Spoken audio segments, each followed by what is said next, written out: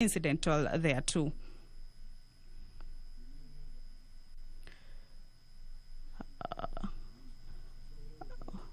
What you can see at the entrance of the National Assembly is that members are trickling in one by one, slowly.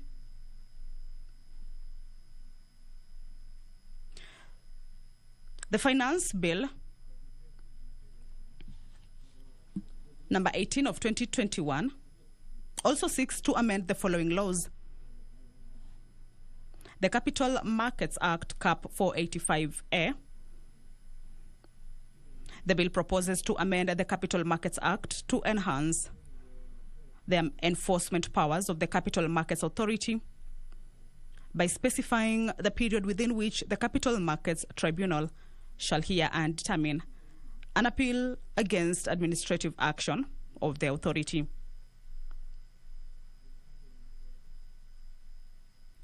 This is intended to improve efficiency in the capital markets and ensure fair administrative action by the authority.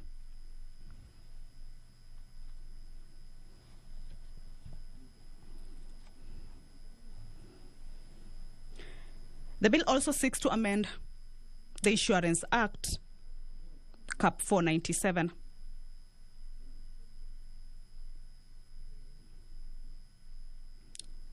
As we wait for more members to walk in, the Garissa town member, Aden Duale, has just walked in. More members coming in slowly, just to meet or to ensure that the quorum for this afternoon session is met before House business kicks off. The Insurance Act, Cap 497, the bill seeks to amend the Insurance Act to provide for the regulation of foreign reinsurance brokers in accordance with the current practice and enable the regulation of the brokers by the authority. The bill further seeks to provide for an annual fee to be paid by a registered person who is an insurer. Again, the bill seeks to amend the Kenya Revenue Authority Act, number 2 of 1995.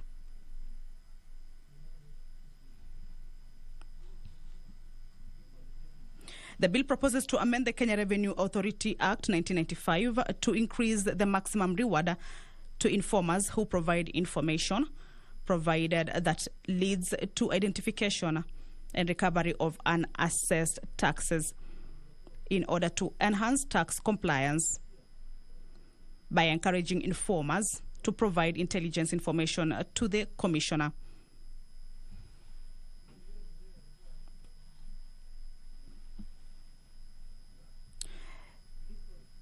The bill also seeks to amend the Retirement Benefit Act, number 2 of 1997, to provide for registration and regulation of corporate trustees that provide services to pension schemes and empower the authority to extend the timeline for the submission of audited accounts during extraordinary times. All right, looks like we have a quorum there. I'll now hand you over to the live broadcast. Order number 1, administration of oath. Order number 2, communication from the chair. Order number 3, messages. Order number 4, petitions. Member for Chirangany. Honorable Joshua Kutuni. Yeah? Thank you, Mr. Speaker. Mr. Speaker, I rise to table public petition number 22 of 2021 regarding fraudulent subdivision of land registered as LR number 12422/9. I, the undersigned, on behalf of the family of the late Honorable Arthur Kinyanjui Magugu, draw the attention of the House to the following. One, that on 16 December 1982, a certificate of title was issued to to Honorable Athu Kenyanjui Magugu, now deceased, as the registered owner of the proprietor of LR number 12422/9, measuring approximately 41.3 hectares, that on 19th February 1991, Honorable Athu Magugu appointed the firm of Kamwere and Associate Surveyors to subdivide the parcel of land upon obtaining the requisite consents. That the surveyor caused the aforesaid land to be subdivided into two portions, namely LR number 12422/203 and LR number 12422/204.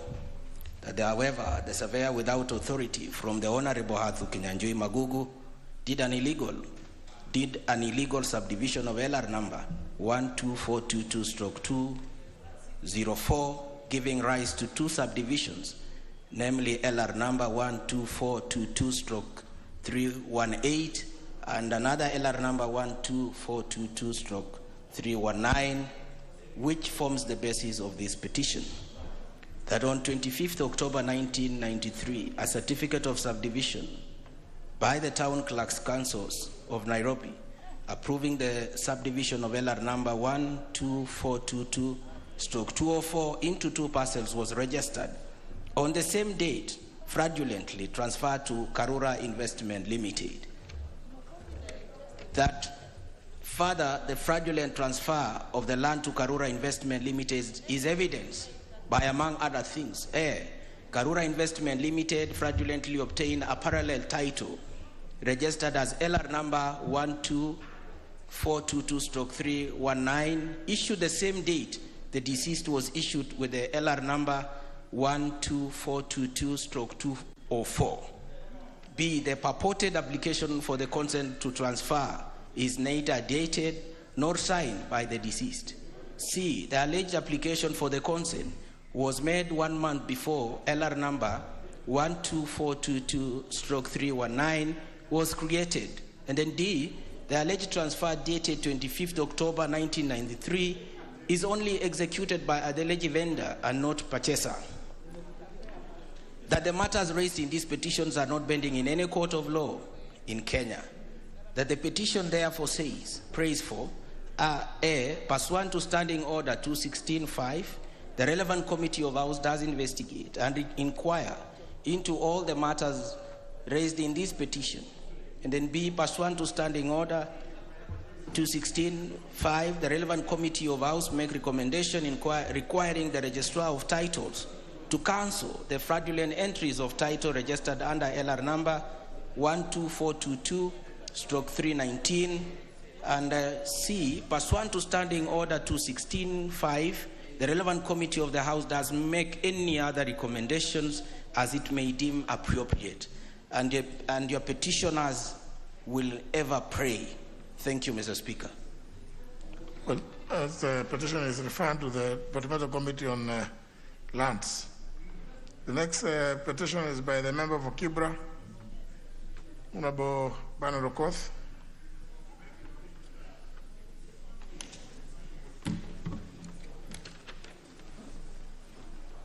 Thank you, Mr. Speaker. I rise to present a public petition number 23 of 2021 regarding discrimination in accessing national identity cards by the Nubian community. I, the undersigned, on behalf of the Nubian community in Kenya, draw the attention of the House to the following: that despite being bona fide citizens of this republic, members of the Nubian community have continuously faced discrimination regarding the legitimacy of their citizenry that commenced when the British colonial government failed to legitimize their existence as a community despite granting this recognition to railway laborers shipped from India. That successive governments since independence have adopted the same policy of denying the Nubians citizenship status and treating them as aliens, thereby hampering access by most Nubians to national identity cards and passports that subsequently restrict their access to public service, employment, education, business, and involvement in political processes. That the 2019 national population census revealed a total Nubian population of 21,319 persons countrywide, which further complicates the ability to elect representatives even at the county government level in a bid to secure their welfare at the grassroots. That the Nubian students are unable to join in institutions of higher learning, to access government funding through the Higher Education Loans Board, HELB, and other platforms due to restrictions and delays in accessing and issuance of national identity cards on account of cumbersome and discriminatory vetting processes, which has had the multiplier effect of hindering the community's economic progress. That despite the Nubian community being a marginalized and minority community, the government has failed to implement any affirmative action or policy to ensure active participation of Nubians in employment under the Public Service Commission, access to water, health, education, and infrastructure, as well as the public participation in social, economic, and political matters. That no member of the Nubian community has ever been listed in any government portal with regard to application, shortlisting, or recruitment in civil service. That Nubians are discriminated against along ethnicity and religious lines with regard to accessing identification documentation, as exemplified by the fact that they are required to provide additional documents in support of their claims to Kenyan nationality, such as religious certificates and grandparents' identity cards, are required to face a vetting committee and have to swear an affidavit, unlike other Kenyans. That Nubians' right to Kenyan nationality has been acknowledged by the African Committee of Experts on the Rights of the Child, as well as the African Commission on Human and People's Rights. And hence, the Kenyan government needs to likewise acknowledge this right, particularly in view of the fact that Kenya has already ratified several international and regional instruments addressing rights to nationality. That efforts by the Nubian community to have this matter addressed by relevant government authorities have been futile. And that the matters raised in this petition, Mr. Speaker, are not pending in any court of law in Kenya. Now, therefore, your humble petitioners, Honorable Speaker, pray that the National Assembly, through the Departmental Committee on Administration and National Security, one, intervenes with a view to securing the recognition of the Nubian community as a marginalized and minority community in Kenya. Two, secure the granting of citizenship status to the members of the Nubian community in a transparent and non-discriminatory processes. Three, secures the inclusion of the Nubians in all government portals. And further, the committee can make any other recommendation that it deems fit in the circumstances of the petition. And your petitioners will ever pray. Thank you, Mr. Speaker. Petition is referred to the Committee on Administration and National Security. Honourable members, I am not allowing any comments or clarifications. The petitions will stand committed to those committees, because the committees to bring their reports. We move to the next order. It's because, honourable members, today we want to, not later than 3:30, we want to start business. You know, these petitions and these others, it's not business. This is just for entertainment.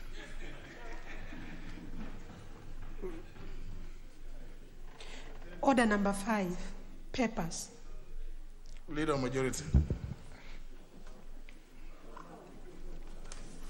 Thank you, Honourable Speaker. I beg to lay the following papers on the table of the House today Tuesday, June the 22nd, 2021 in the afternoon sitting.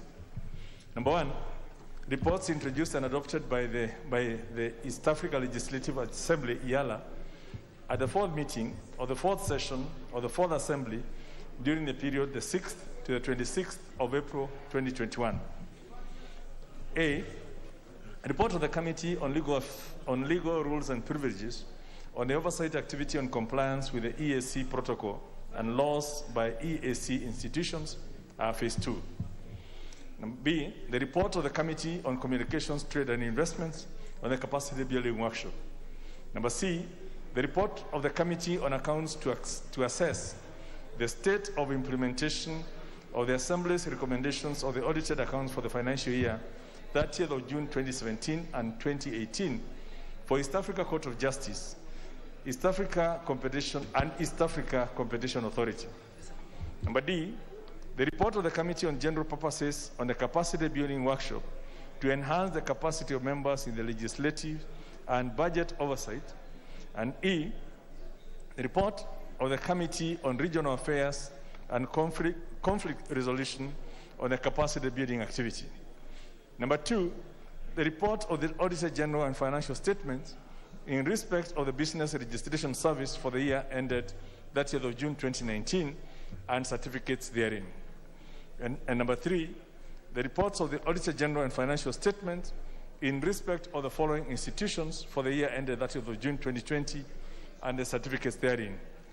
Number 1, the National Commission for Science, Technology and Innovation Training. And 2, Consolidated Bank of Kenya Limited. Honorable Speaker, I would want to just highlight to the members that IALA has reported, and the only way members can keep abreast with the work happening within the East Africa Legislative Assembly is through these reports.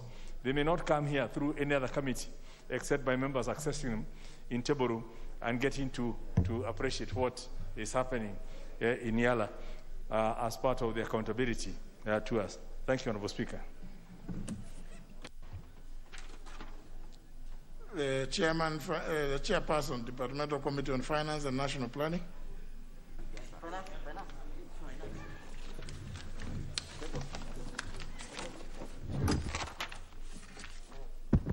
Sorry, Honorable Speaker, the good member from Mumias East was consulting, Mumias West. The East is behind me here, was consulting. Honorable Speaker, I beg to lay the following paper on the table of the House today, Tuesday, June 22nd, 2021. Report of the Departmental Committee on Finance and National Planning on its consideration of the Finance Bill, National Assembly Bill number 18 of 2021, Volume 1. Thank you, Honorable Speaker.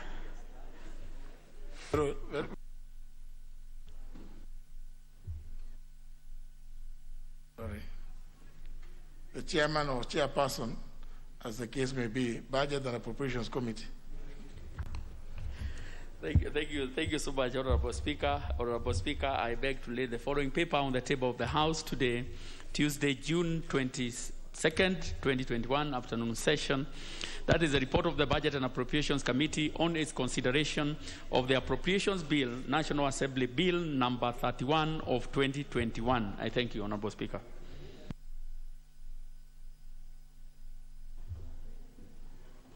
Next order. Order number 6, notices of motion.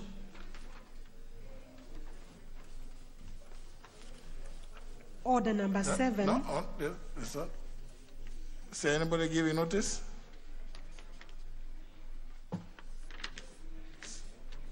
Is anybody giving notice?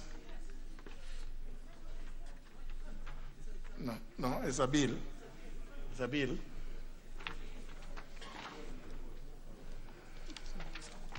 Next order. Order number 7, questions and statements. Honourable members, as we move to order number 7, even though it's titled questions and statements for the convenience of the House and due to the business to be transacted today, there will be no statements. So we just deal with the questions. After that, we proceed now with the business. First question by the member for Mavoko, Honorable Patrick Macau. Thank you, Mr. Speaker. Mr. Speaker, pursuant to Standing Order 42A, 5, I wish to ask a question from the CS Energy. Mr. Speaker, number 1, could the Cabinet Secretary explain why, despite there being oversupply of electric power to the national grid, the demand is low due to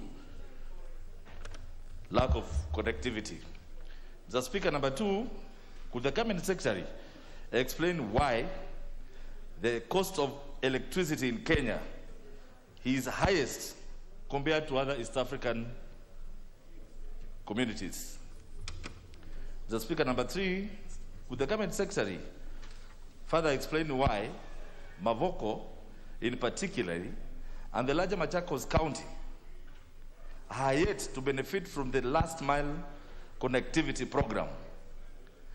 And may he indicate when the program will be rolled out in the said area?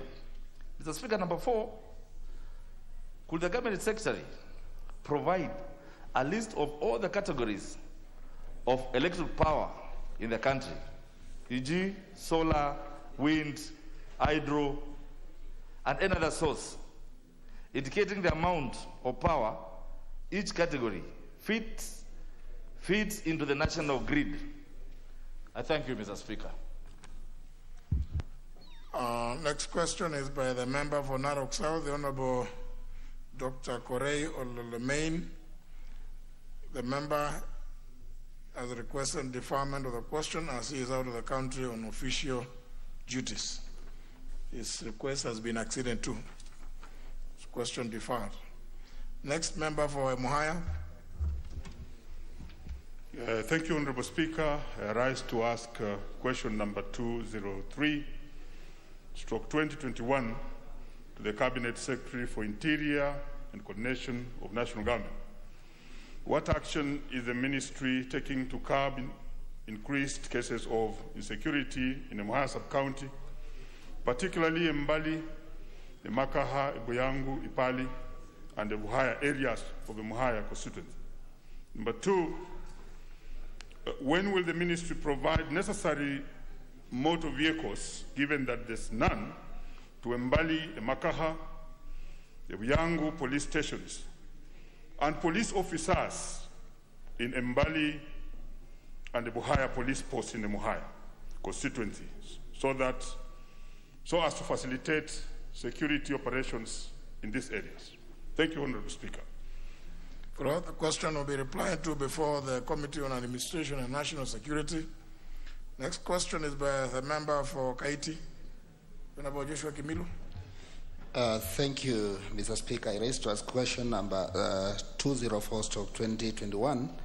Could the Cabinet Secretary explain the immediate action being taken to address the recent landslide incident in Do sub-county, Kilongu sub-county, which resulted in damage to property, rendering about 30 families homeless and causing acute food shortage to more than 100 residents?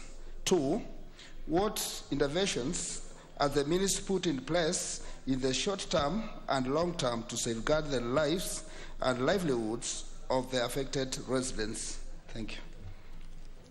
Question will be replied to before the Departmental Committee on Administration and National Security. Next, by the member for Trans Nzoia County, the Honorable Janet Nangabo.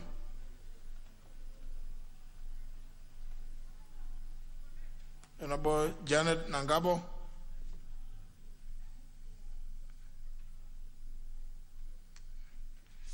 Next question by the member for Oljoro Rock, Honorable Michael Muchira. Thank you, Mr. Speaker. The members who are standing between you and the Speaker, you are in breach of the standing orders. Excuse. That member, you are in breach of the standing orders. Thank you, Mr. Speaker. I rise to ask question number 206/2021 to the Cabinet Secretary for Foreign Affairs. 1.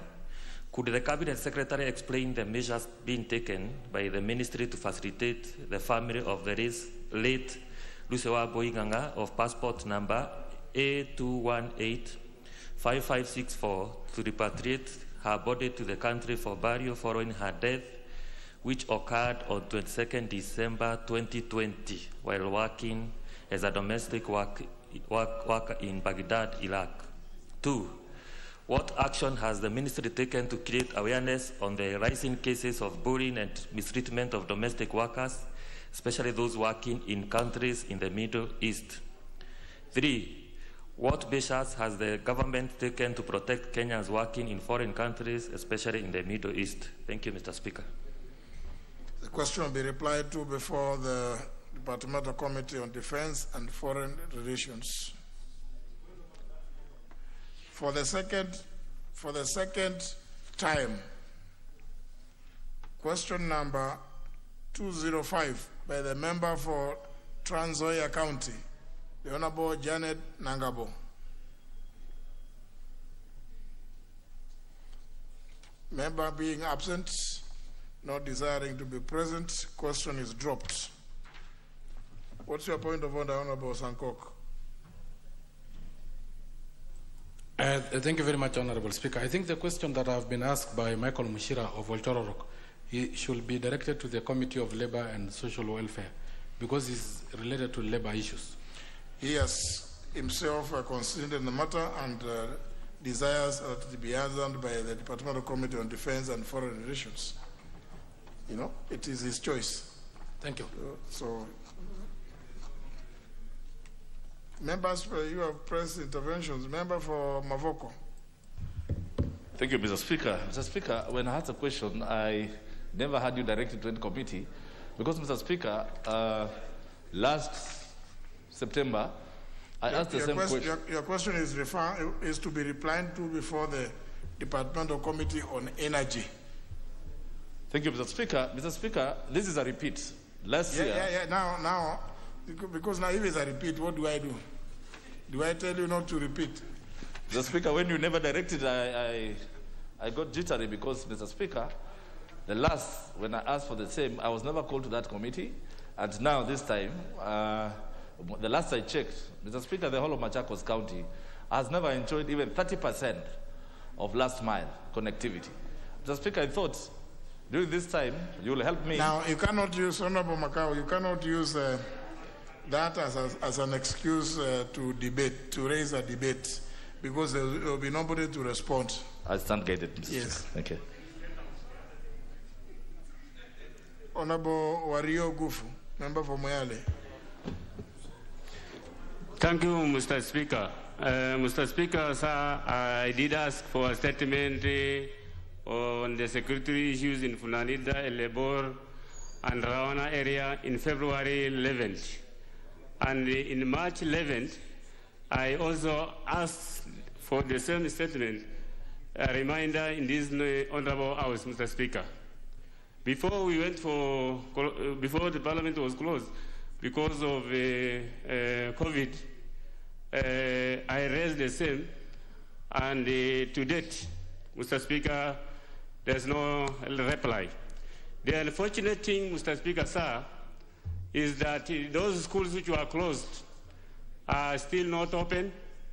My people are not given security to go back to their homes. And Mr. Speaker, this morning, the building in Funanida area were broken into 37 houses. Their doors were broken into, and the belongings of those people were taken away by a lorry, where we have a police station, Mr. Speaker, just 1 kilometer away. So, Mr. Speaker, sir, I'm still asking for guidance on this, because remember, Mr. Speaker, it is school children, Kenyan school children, who are not studying the way they are supposed to be studying because of insecurity situation in those areas. what I pleaded and I asked for severally, almost now for more 4 months, Mr. Speaker, sir, is just provision of security officers in those areas. And the county government and CDF actually have built security houses where those police can be stationed and live comfortably. Mr. Speaker, we even went further and said, if possible, we can even provide logistic in terms of maybe even water provision because there's no water, if there's no water, or even food stuff. But I'm sorry, Mr. Speaker, there's no action which has been taken to date by the government. So, Mr. Speaker, kindly, I want you to give direction so that we also be taken as Kenyans, because what I'm seeing is that there is a laxity on the side of people who are concerned. Thank you, Mr. Speaker. No, if you are a foreigner, you wouldn't be in this house. So you actually are a Kenyan, Honorable Wario. But Honorable Wario, is it that the statement that was given was inadequate, or is it that there's no response at all? I thought there was an issue. Mr. Speaker, sir, the statement was not actually, what was brought to this house was actually not the question that I asked. It was completely irrelevant things where somebody said, or the CS said, Borans are not honest people, we are goons, and that settlement or Funanida is not even supposed to be there. And I refuted and said that this is not the case. We are Kenyans, Mr. Speaker, sir, and we should be treated the way other people are treated. So I refuted the statement here in this house. And Mr. Speaker, sir, actually, if I give you more information, the late Honorable Koinange got that statement and say this is not the kind of statement that you can read in this house. And it is the same statement which was brought here, and I refuted, Mr. Speaker, sir. It has nothing to do with the question. It was brought here by who? By Vice Chair. Yeah, I remember there was an issue of somebody alleging that citizens were goons. And I thought there was a direction that we gave. Actually, the direction you gave, Mr. Speaker, if I remind you, is that actually, because it is a very hot issue, you gave that direction to the majority leader to contact the CS, and the committee are also actually saying, I remember Honorable Makalimulu saying that the CS is never available in the meeting, Mr. Speaker, sir, if I remind you. Now that there's a new chairman, why doesn't the Honorable Mwadi set a date? I think it would be much better if the Honorable Wario Gufu is invited at a time when the Cabinet Secretary is present, so that you can go and just appear and show the Cabinet Secretary that you represent those people and you don't represent the goons. Yes, you represent citizens of this country, and it is, in fact, you should actually go with that. If you got a copy of that statement, go and ask him what he meant by referring to people as dishonest and goons. How? The chairman, where is the chairman? Where is the Honorable Mwadi? No, you see, the statement, the Honorable member has just said that when the former chair, the late Honorable Koinange, got that response, he said he could not bring it here because it was demeaning and derogatory. But I think the vice chair decided to bring it here. Now, where is the chair and the vice?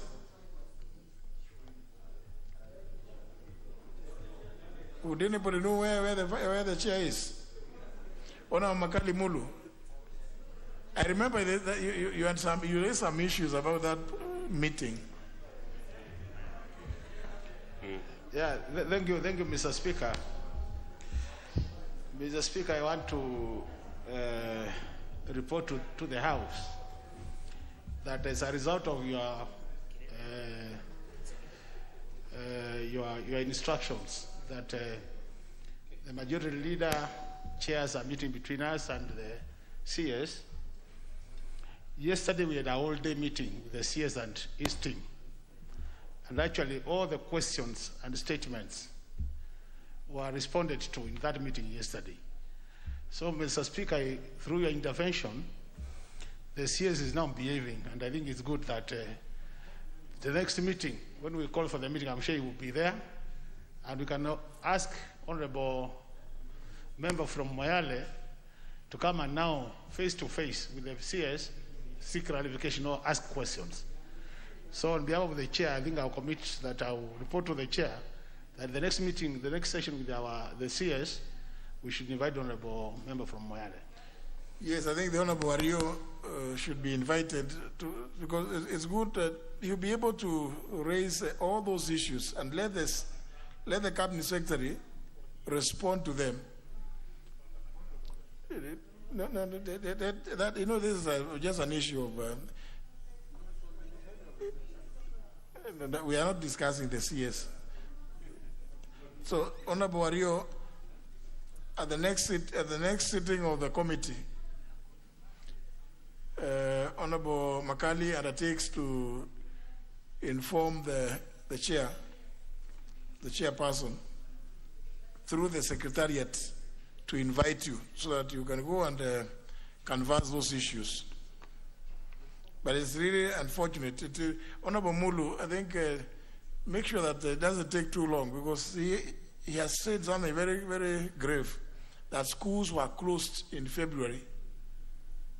And, I mean, kids are supposed to be in those schools. Honorable Wario, you want to say something? Thank you, Mr. Speaker. I'll agree with you and I'll wait. But the only thing that I ask is because the situation is even deteriorating further, if the meeting can be organized as soon as possible. And Mr. Speaker, I heard of yesterday's meeting, and actually when I asked the clerk, they said that they used the wrong number. And I have been having only one number throughout my life. Thank you, Mr. Speaker. Just give them that one, the only one that you say you have, so that we are not going to discuss. That's not the issue, please. And if you have not placed an intervention, Honorable Washiali, I want us to go to business. Thank you, Speaker. Honorable Speaker, I rise to react on this question number 205, which was meant to be raised by. You cannot react. Honorable Janet. You cannot react. Under what standing provisional standing orders? Honorable Speaker, I wanted to plead with you that this question was raised after some discussion with members of Parliament, because it's a cross-cutting question. Honorable Ashiali, the question is very clearly shown to be asked by the member for Trans Nzoia County, the Honorable Janet Nangabo. You cannot without her authority. However, it could be a village issue, could be communal there, but then you should have indicated all of you are asking communally. Now it was shown it is, you all decided that the Honorable Janet Nangabo was the best placed. And therefore she has let you down. Just relax and stay with your decision of entrusting her to as a community, if it was a communal issue. No. It's national. So there's nothing we can do. She doesn't know that today is the day she is to ask the question. Now, how do I cannot resuscitate it. It is now dead. She will have to go and seek some other date from a roommate. Honorable Duale. Chair, thank you. You have given direction on the matter of statements, maybe for tomorrow. But Chair, I think you need to help the member for Moyale. It looks like he's facing a lot of stress on this matter and insecurity. But you have given very good direction through even what Honorable Makali said. I think he needs to go and see appear before the Cabinet Secretary with that statement. But Chair, I think, unlike other statements, he has been coming back. And I also want to advise him that you should not see yourself as a lesser citizen. You are a citizen. You represent the people of Moyale. And Chair, this matter of Moyale, now that the Vice Chair has come, I remember Honorable the late Koinange went to that region, did a lot of stakeholder meeting to go to the root cause of the problem, and a report was to be tabled in this House. So we need to ask the committee, where is that report, so that members can debate and they can see the recommendation outside the statement. There was a report. Now there's nothing. I cannot say anything in addition to what I told because I was responding to him. The member for Wajir West, Mohammed Korosh. I hope it's not about the same. No, it is not the same, but it's related. You see, no, Mr. I don't want Speaker, anything related. No, Mr. Speaker, this is security issues because they were not addressed properly. You have an issue yourself you want to raise. You have pressed an intervention button. Yes, it was about the same thing. No, if it's about the same, it's something that happened as late as yesterday. No, he talked about it himself. Now, you have not placed any question, Honorable Kolosh. Please don't use the floor of the House to short circuit procedures. If you had something about your place, you know the procedure. Member for Muhaya. Thank you, Honourable Speaker. I bring to your notice what you have been told as good behavior from the Minister for Interior. Yesterday, we were called, a pool of us, in a hurry to go and receive our questions, which had taken a very long time. Honourable Speaker, as you are told that the Minister is now behaving, the behavior is not good because you are told last minute that now go and receive your answers. And that's what we went through. We were unable to reach there. So I wish that even as they come back now, the Vice Chairman said so, let's be given notice to go and get our answers on time. Thank you, Honourable Speaker. Now this is, Honourable members, are we forgetting the rules? Now I can see everybody has become a chair. I will allow the Honourable Makali Mulu to. Honourable Speaker, by the time I was giving my statement, I think the Vice Chair had not come. But this House of Record, Honourable Speaker, I think what we need to get it clear that it is not the Minister who invites honourable members to our committee session. It is our own Secretariat. We need to understand the rules. And Honourable Speaker, really, even though members are complaining, it is unfortunate because yesterday, Honourable Speaker, as I said, we had 8 hours with the CS, with this team. And actually about 7 honourable members were not able to make it to the meeting. So I don't know whether it is our own secretary which is not doing their work, or it is honourable members who are busy as usual because we are busy and we know it. But I really want to plead with honourable members, Honourable Speaker, that even as we blame the CS, when we get that opportunity, and now we have started getting that opportunity, let them create time to attend these committee sessions. Thank you, Honourable Speaker. The Vice Chair was not here. I look with disfavor anybody who comes late. It doesn't matter whether you are a chair or a committee or the Vice Chair, but you can't come at after 45 minutes and you want to start raising up your hand. When you don't know the time when the House sits. It's not right. Because there's a lot that has been said. Now you start taking us back. And that's what I've encouraged chairs. When a member doesn't come in good time, just drop the question. Don't even waste time. Drop. Those are the rules. In fact, what you're saying, Honourable Makali, if the chair or the vice chair, they are at the appointed time, and the member who is asking the question has not arrived, you just drop it. You call it once, first time, call it, you move to the next, move to the others, move to the second round. If the member is not there, drop. Let them come and complain, and we'll just tell them, sorry, these are the rules. You have an opportunity at the tail end of this parliament to amend the rules if you think that they are too harsh. Maybe that time there will be no expressway being constructed. You will not have an excuse. then maybe the Honorable Kosing will have a statement to make that you may, if you are not there in time, don't blame traffic jam. Yeah? But surely, honorable members, but this is again only if the member has been notified. The Secretariat must go the extra mile to ensure that the members whose questions appear on the order paper before that particular committee are present. But you see, the rules to go is like we've done with the question by the member for Trans Nzoia. Notwithstanding the spirited effort by our very good friend, the Honorable John Mwashiali, the question has to be dropped. And it will have to go to the tail end of all others which have been asked. Those are the rules, so that people learn to look, first of all, look at the order paper. It's always posted. I normally see the order paper a day before the actual sitting day. It is always posted on the website. So I don't understand why, unless there are some members who are not conversant with how to go about that. But I suppose we had asked our IT people to take members through who may be having those technical challenges, so that you don't have problems. Even if you are in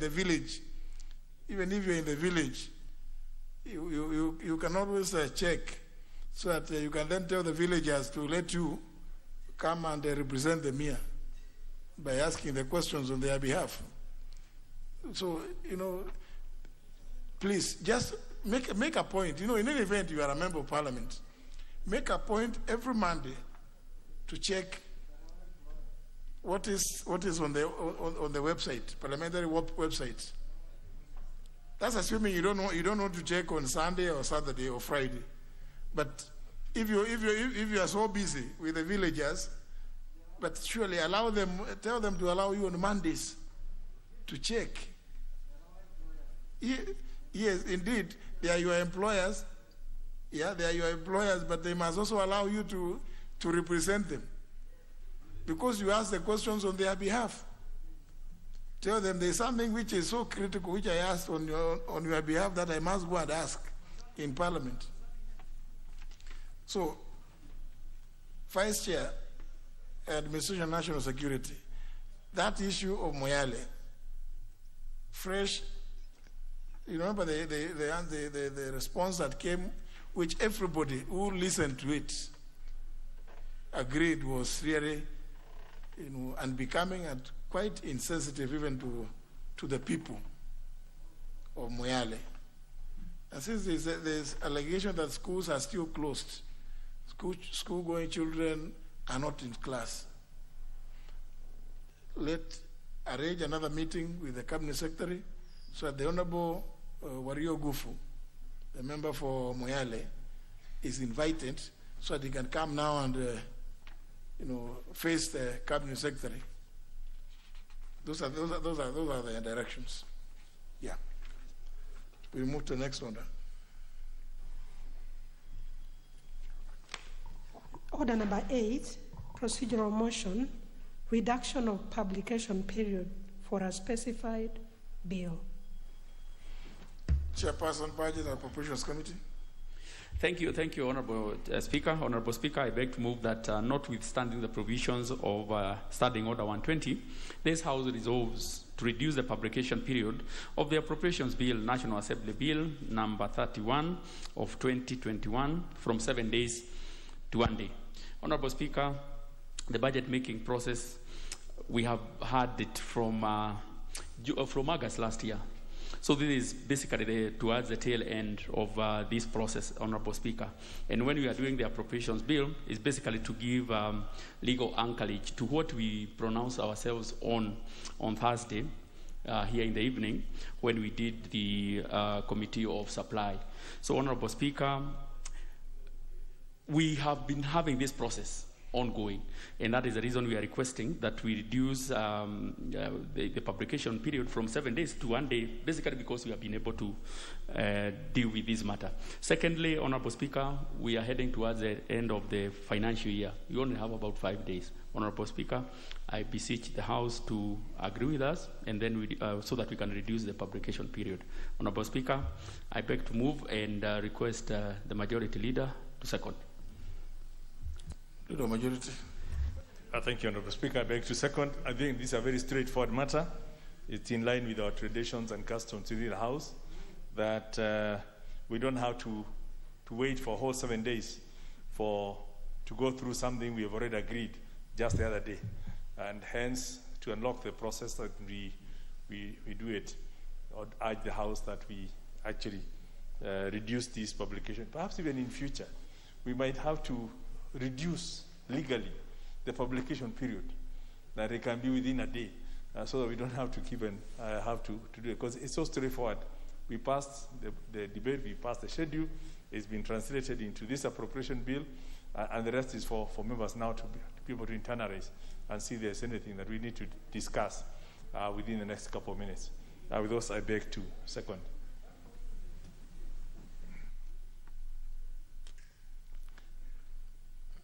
The member who is a member for Yata? A member for Yata, you are on record as always providing answers behind the tent. So I hope you are not behind the tent. Honourable members, I propose a question, which is that notwithstanding the provision standing under 120, this House resolves to reduce the publication period of the Appropriations Bill, National Assembly Bill number 31 of 2021, from 7 days to 1 day.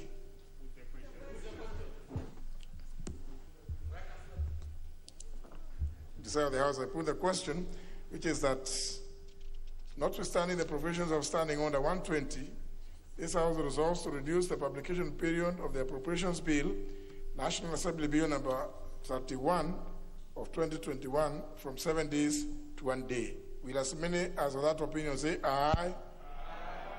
As many as the contrary opinion say nay. The ayes have it.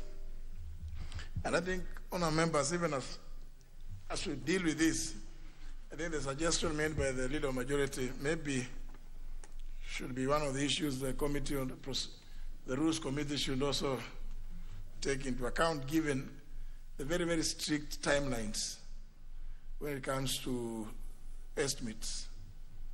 Because the estimates were, the highlights were given quite early this month, but nevertheless, you can see we still have the challenge of allowing the bill to run for an entire 7 days, given that you still need appropriations. But it looks like not everybody in the country appreciates what an appropriations bill does, Honorable John Bundy, because you hear some people saying the appropriation bill of 2018 and 2019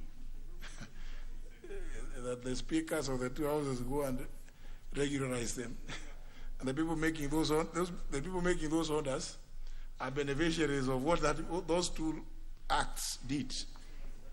You know. Yeah, I mean, it's very interesting. Let's proceed to the next order. Order number 9, the Appropriation Bill, National Assembly Bill number 31 of 2021, first reading. A bill for an act of Parliament to authorize the issue of a sum of money out of the consolidated fund and its application towards the service of the year ending 30th June 2022, and to appropriate that sum and a sum voted on account by the National Assembly for certain public services and purposes. Next order. Order number 10, the Appropriation Bill, National Assembly Bill number 31 of 2021, second reading. Chair, Budget and Appropriations Committee. Thank you so much, Honorable Speaker. Honorable Speaker, on behalf of the members of the Budget and Appropriations Committee, and as mandated by Article 221 of the Constitution, Section 39 of the PF, Public Finance Management Act 2012, and Standing Order 240B, it is my pleasure to move that the Appropriations Bill, National Assembly Bill, number 31 of 2021, be read a second time. Honorable Speaker, as I move, I really want to just remind members that there will be a lot of repetition because we did this through the, when we were doing the budget, we also did when we were doing the Committee of Supply. So most of these issues that we'll be discussing or conversing today, they are issues that we have already dealt with. All what we are doing today is to give the legal anchorage of what we passed through the resolution. Honorable Speaker, members, of course, may note that the resolution passed on Thursday, 17th June 2021, through the Committee of Supply, approved expenditure estimates for the financial year 2021-2022, and pursuant to provisions of the National Assembly Standing Order 240B2, upon approval of the budget estimates. Of course, I'm required as a chair to introduce an appropriations bill. Honorable Speaker, we are giving the legal instruments so that now the monies can now be disbursed to the various ministries or agencies. Honorable Speaker, in reviewing the appropriations bill, Honorable Speaker, of 2021, the committee held one meeting where extensive deliberations were held. Arising from these deliberations, the committee made the following observations. One, that a sum of Kenya shilling 1,495 billion to be issued out of the consolidated fund for the services and purposes for the year ending 30th June 2022, while the appropriations in aid will account for Kenya shilling 446.2 billion shillings. Honorable Speaker, the allocation for the public hearing domiciled in the National Treasury be moved in respective implementing ministries, as well as allocation of Kenya shilling 25 million for the new KPCU that was wrongly placed and that needs to be moved to Kenya National Trading Corporation.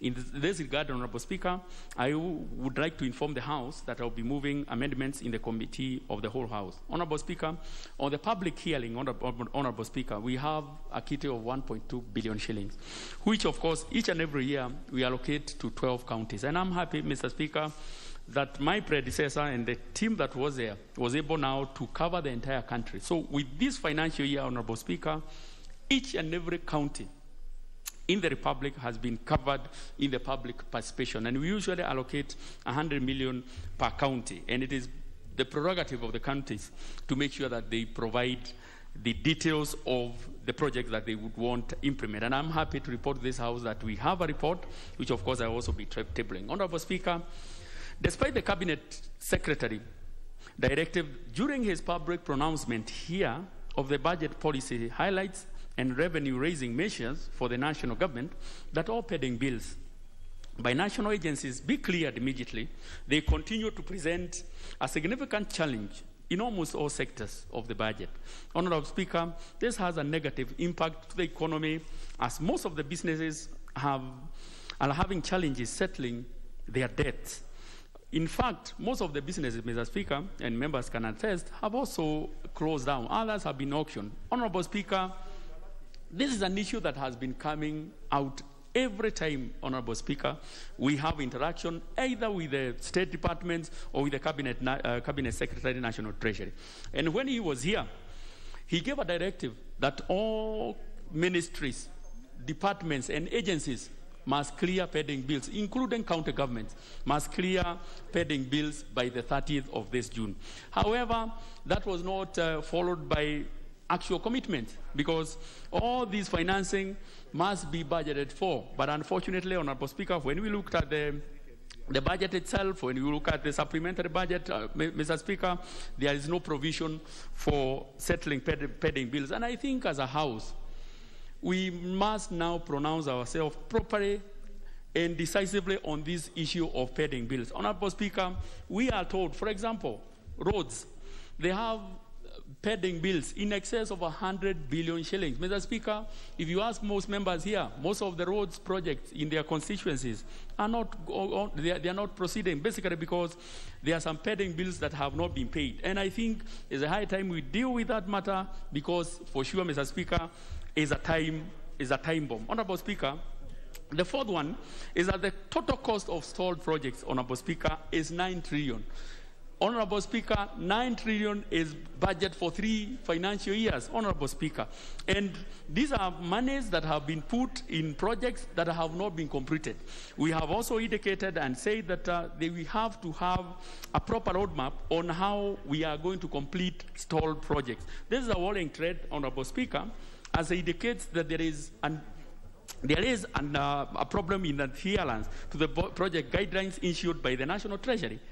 A policy must be implemented to ensure enforcement of PFM and Treasury guidelines. Honorable Speaker, going forward, no new projects should be introduced before completion of ongoing projects. Honorable Speaker, this has been a rhetorical question all the time, that we have always been saying that before we embark on any new projects, Honorable Speaker, let's first of all complete the ongoing projects, because that is how we are accumulating pending bills.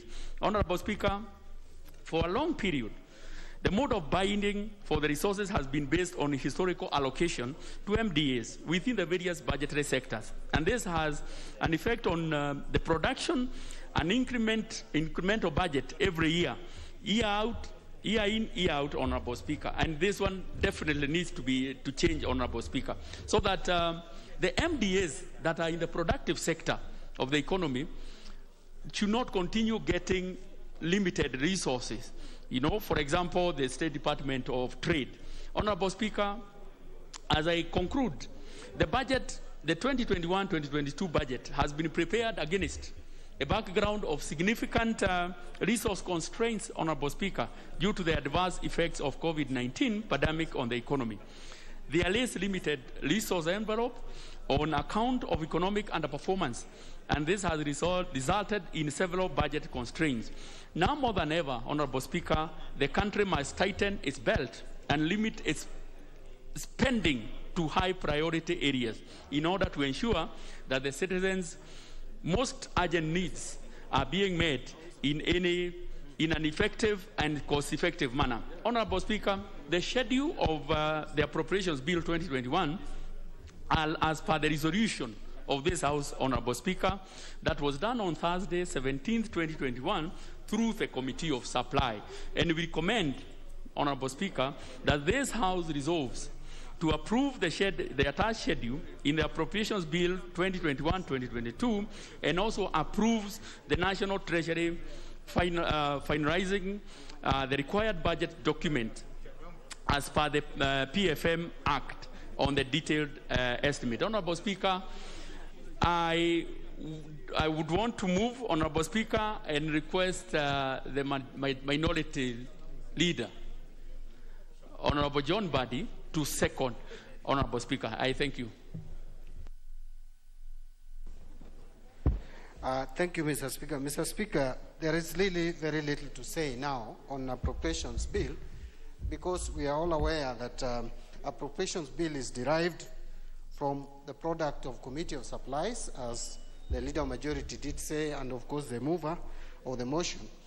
This House did consider the report of the Budget and Appropriations Committee and passed it with amendments, and later this was translated into Committee of Supplies.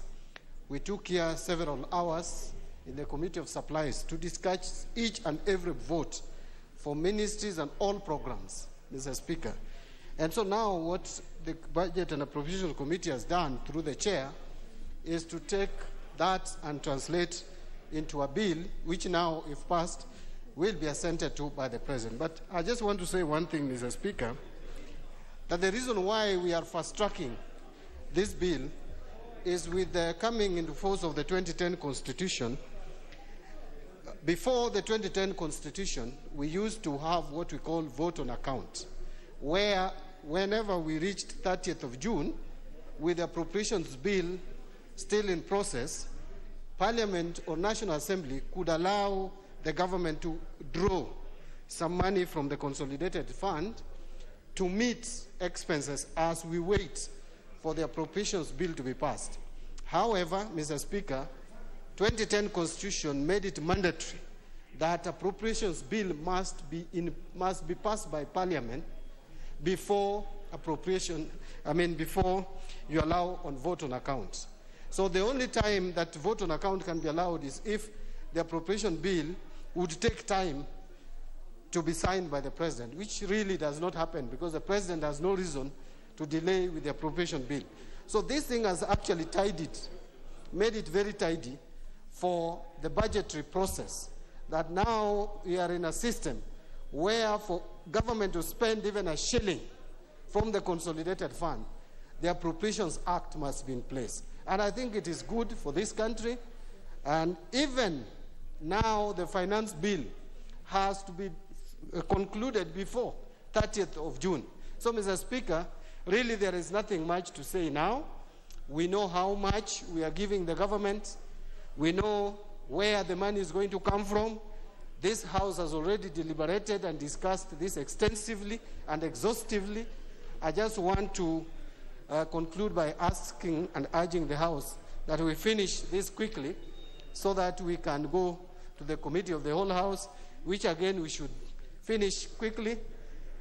And we move now to the main agenda around this time, which is the finance bill, Mr. Speaker. And with those remarks, Mr. Speaker, I want to second. Let me prove. Honourable members, I propose the question, which is that the Appropriations Bill, National Assembly Bill number 31 of 2021, be now read a second time.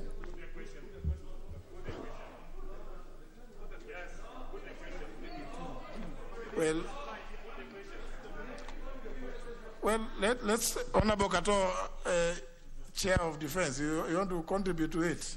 Very, very, very little, Mr. Speaker, and thank you for indulging me. I can see the mood of the House. They really want us to progress to the next order. But, Mr. Speaker, I fully support the motion, and I will just going to make two comments on appropriation in aid. And the comments I want to make, Mr. Speaker, is at times I think our national treasury, they're not so realistic in actually approximating the appropriation in aid. For instance, of the 4 agencies that my committee oversight, that is the Ministry of Defense, the Ministry of Foreign Affairs, the Ministry of East African Community and Regional Development, and then the National Intelligence, Mr. Speaker, the 2 of them, that is the MFA, Ministry of Foreign Affairs, and the Department of Regional Development Authority under the Ministry of East Africa Community, Mr. Speaker, I think appropriation in aid, the approximation of it has been overstated, Mr. Speaker. If we take, for instance, the Ministry of Foreign Affairs, Mr. Speaker, which is vote, just a minute, it is vote, yes, 1052, Mr. Speaker, approximating or anticipating that they will collect 550 from appropriation in aid. And you see the only source of appropriation in aid here is the issuance of visas, Mr. Speaker. And there before, Mr. Speaker, this money when was collected at the missions abroad, it used to be spent at those missions to actually mitigate the shortcoming or the shortfall of their budgets. But nowadays, Mr. Speaker, whatever they collect at the missions abroad is remitted direct to National Treasury, Mr. Speaker.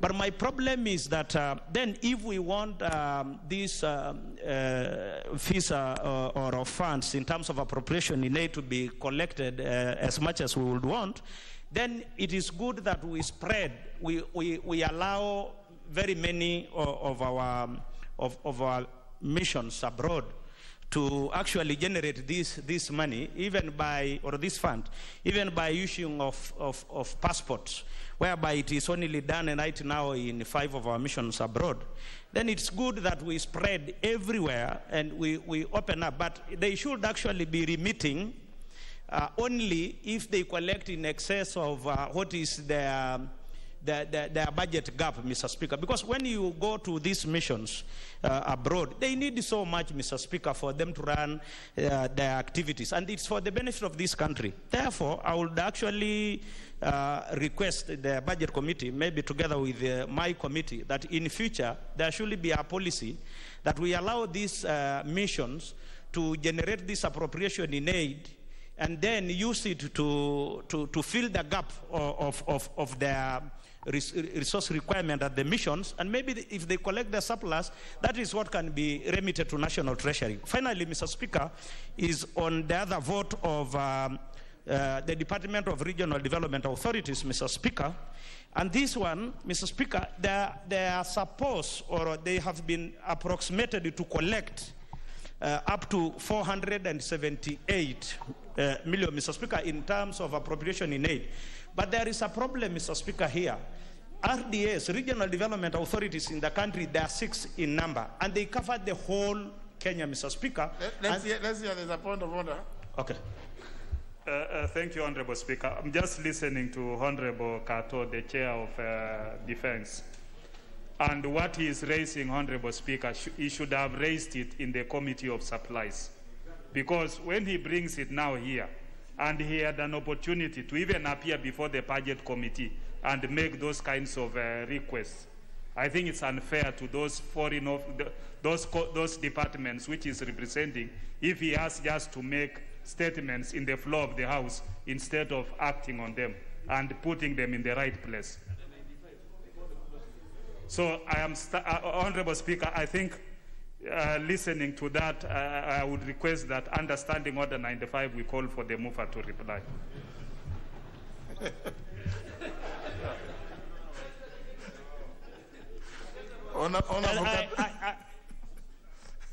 Mr. Speaker, I think the Honorable Dr. Pokose, my very good friend, should learn to listen.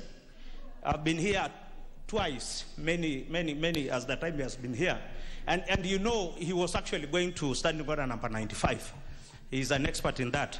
But Mr. Speaker, what I was saying, there are just proposals that this House can actually come up with the policies. I'm not saying at this stage, because we will not amend the current bill as it is, Mr. Speaker. So in terms of RDS, you know, these RDS can generate a lot of appropriation in aid. What we need just to do is to provide them with seed money to start those projects. Then they can actually be very good in terms of revenue generating, Mr. Speaker. All of them. Just allow me to say 2. Lake Basin, they have a mall in Kisumu, Mr. Speaker. KVDA, they have the plaza where they can actually rent out. They have houses, they have the mango factory. If you go actually to ENSDA, they have the leather industry. But National Treasury is not giving them money to complete and fund those projects. Then they are now left to be self-sustaining. I will end there, Mr. Speaker, and allow the House to move to the next stage. I support. Now, honourable members,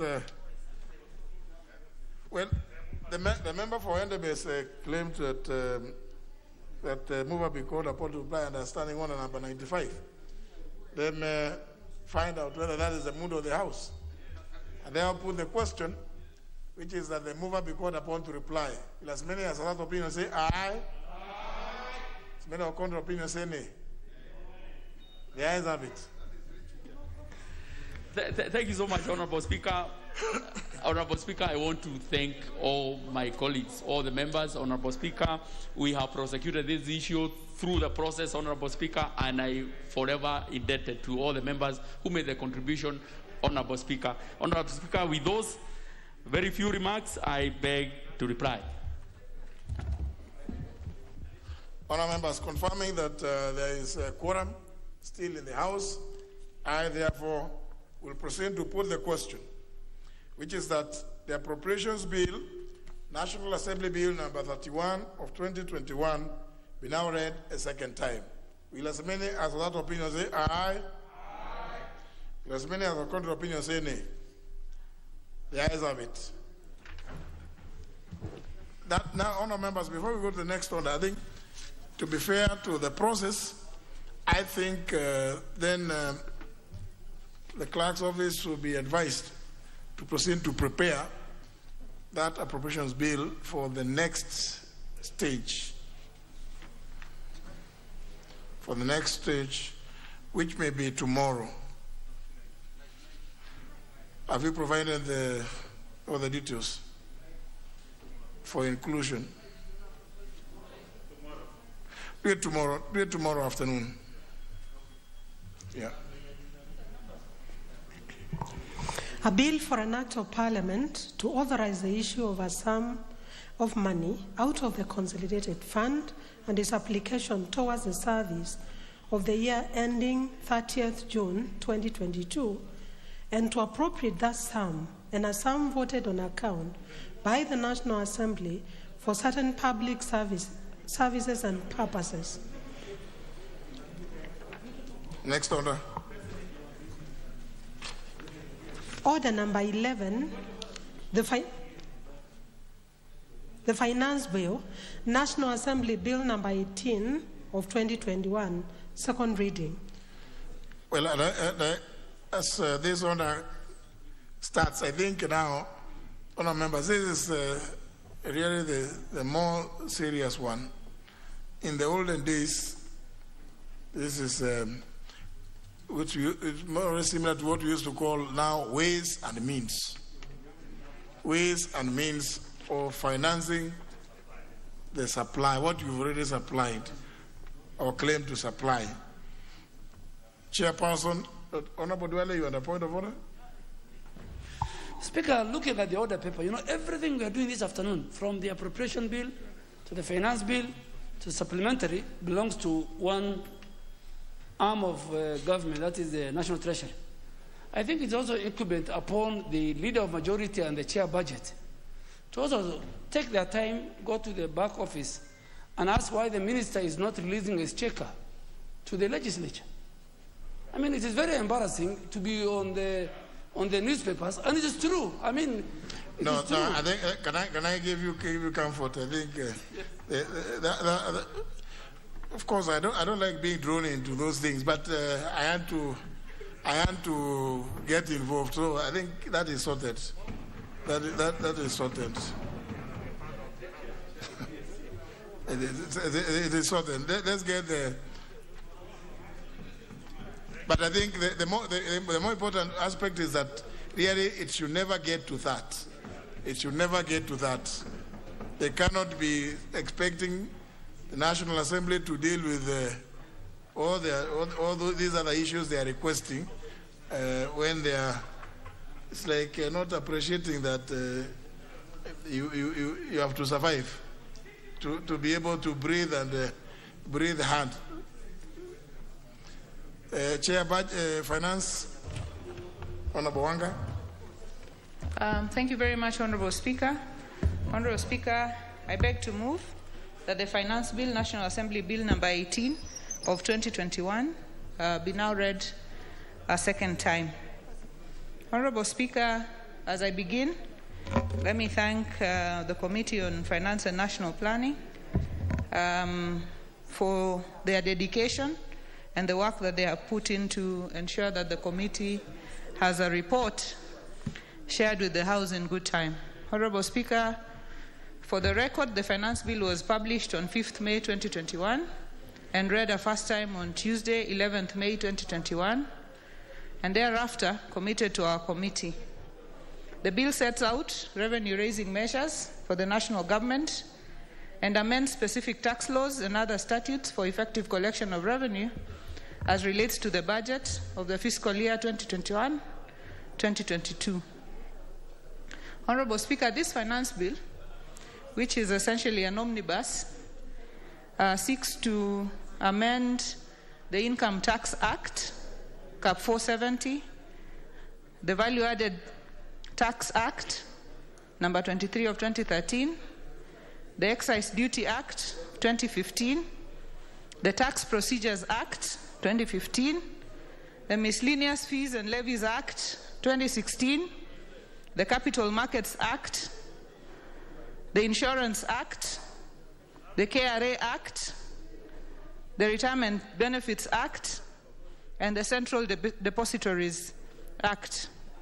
Honorable Speaker, this finance bill is done at a very delicate time when Treasury and members of this House between cushioning Kenyans from the COVID-19 pandemic, but at the same time raising sufficient revenue to fund or to finance the 3.6 trillion budget or the supply that we have just done, which the Budget Committee has just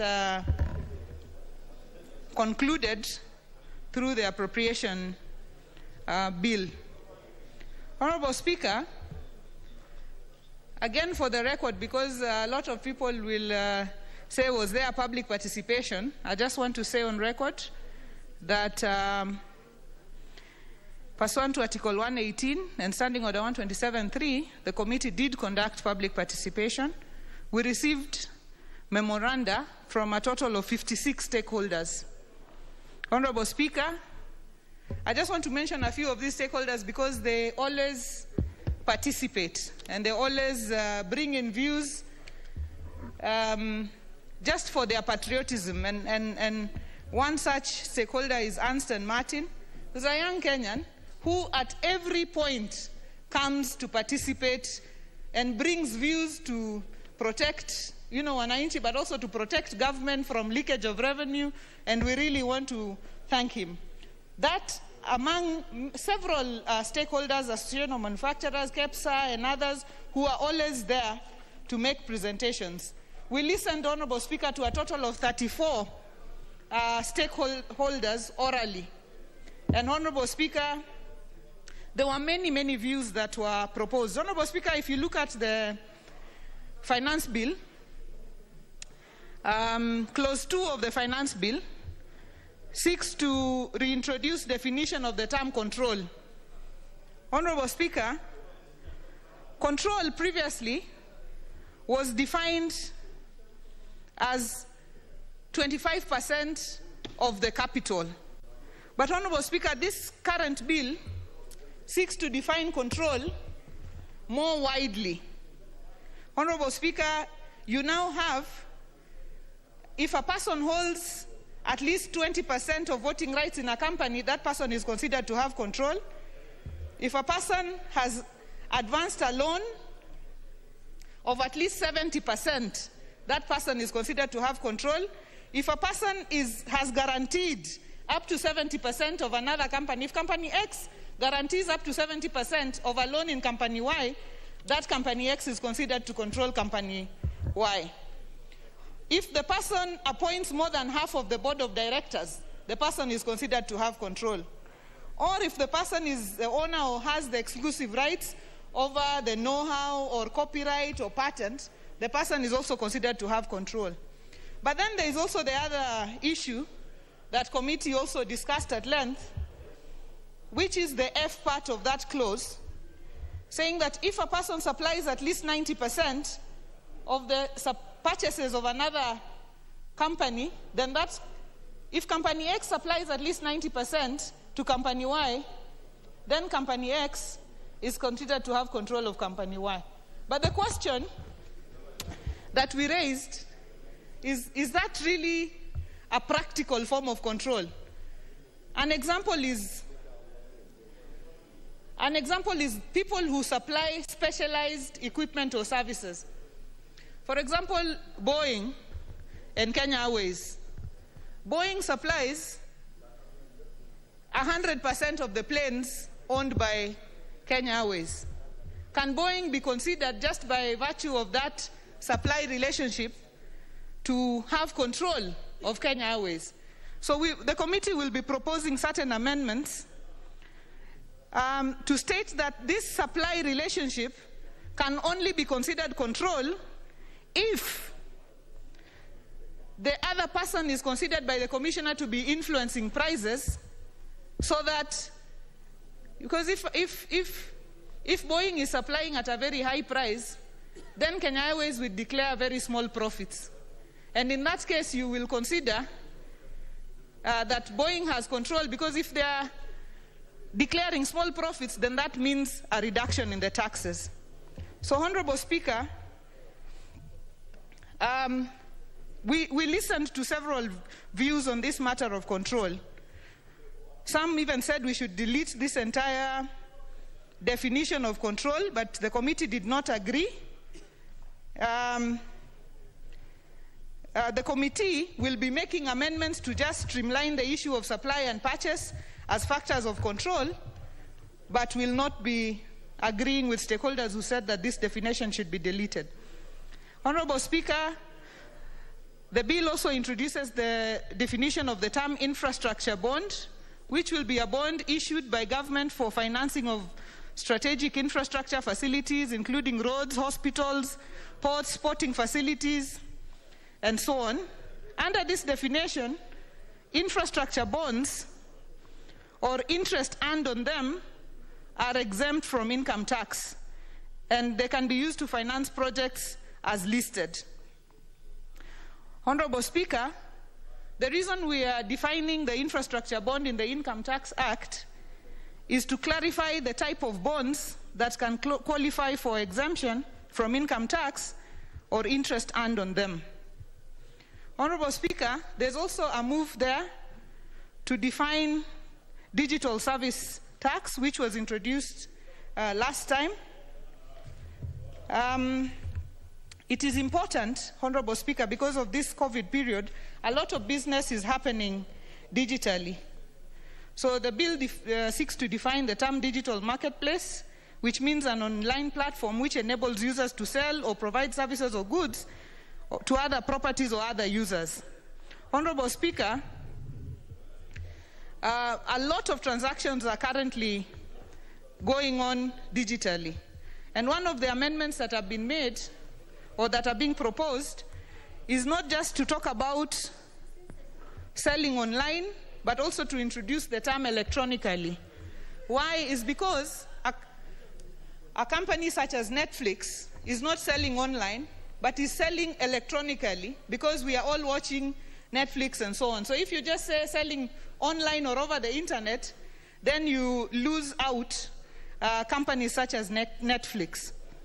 But I think also importantly, the bill has provided an amendment to explicitly provide that the digital service tax will only be payable by non-resident persons. So I saw that there was a lot of fear among our local young emerging business people saying that now digital service tax is being levied on us, but this bill has clearly outlined the fact that the digital service tax will only be paid by non-residents. So if you're Amazon, if you're Netflix, if you're others operating outside, you will pay the digital service tax. Because those who are operating locally are already in the view of KRA, and they will already be charged the local taxes as they accrue. Honorable Speaker, the bill also seeks to repeal the current provision on thin capitalization rules, which is based on the debt to equity ratio, and substitute it with the interest restriction based on EBITDA. Honorable Speaker,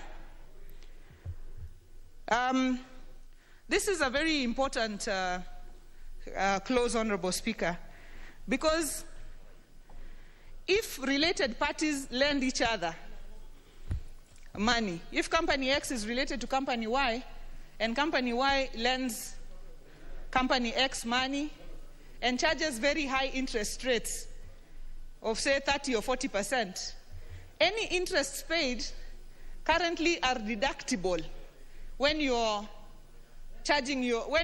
doing your taxation or you're calculating your profits. But right now, the provision that is being made is such that the interest deductible will only be allowable up to 30% if you're dealing with related parties. So only up to 30% of interest will be allowed to be deducted from the amount for your profits. Honorable Speaker, the only exemption that the committee is proposing to make is for institutions where interest is their business, such as banks, any institutions registered under the Banking Act, and micro, small, and medium enterprises, so that MSMEs are not adversely affected by this rule. Honorable Speaker, the bill introduces a country-by-country reporting requirement on Kenyan headquarters multinationals, referred to in the bill as the ultimate parent entity. Kenyan headquarters multinationals are organizations such as KCB, Equity. These are now multinationals, but they are headquartered here in the country. So this new reporting requirement states that you will report on your activities here, but you will also report on your activities in the other countries. What is the reason for that? The reason for that is in the event that you're moving profits to other countries for purposes of tax planning, then you would be able to, the KRA will be able to tell that if your profits are disproportionately higher elsewhere, and yet here you are declaring them lower, then we can catch those who are tax planning, Honorable Speaker. Honorable Speaker, in order to address the issue of investment allowance deduction, the bill proposes to amend the second schedule of the Income Tax Act in order to change the basis of calculating the investment allowance from reducing balance to a straight line. So what we are trying to do there is just to make sure that we simplify computation of capital allowances that are given to investments, and especially to reduce the period for recovery of capital costs. So if you're supposed to recover your capital costs in 3 years, and we do it on a straight line, you're going to do it in a shorter period than if it is on reducing balance. You're going to carry it for a longer period of time. Honorable Speaker, there is introduction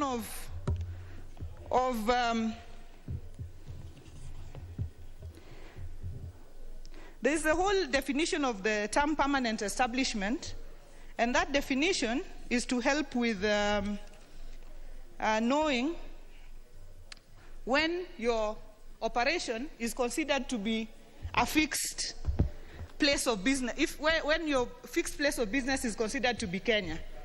And right now, if you look at clause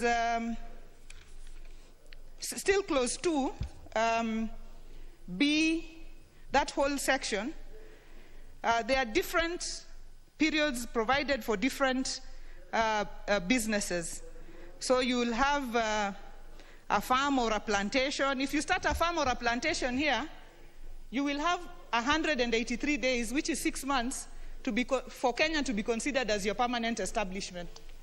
Why is that important? It's important because once Kenya is considered your permanent establishment, then you start to pay taxes that accrue to businesses that are established here. You're no longer an expatriate moving and going.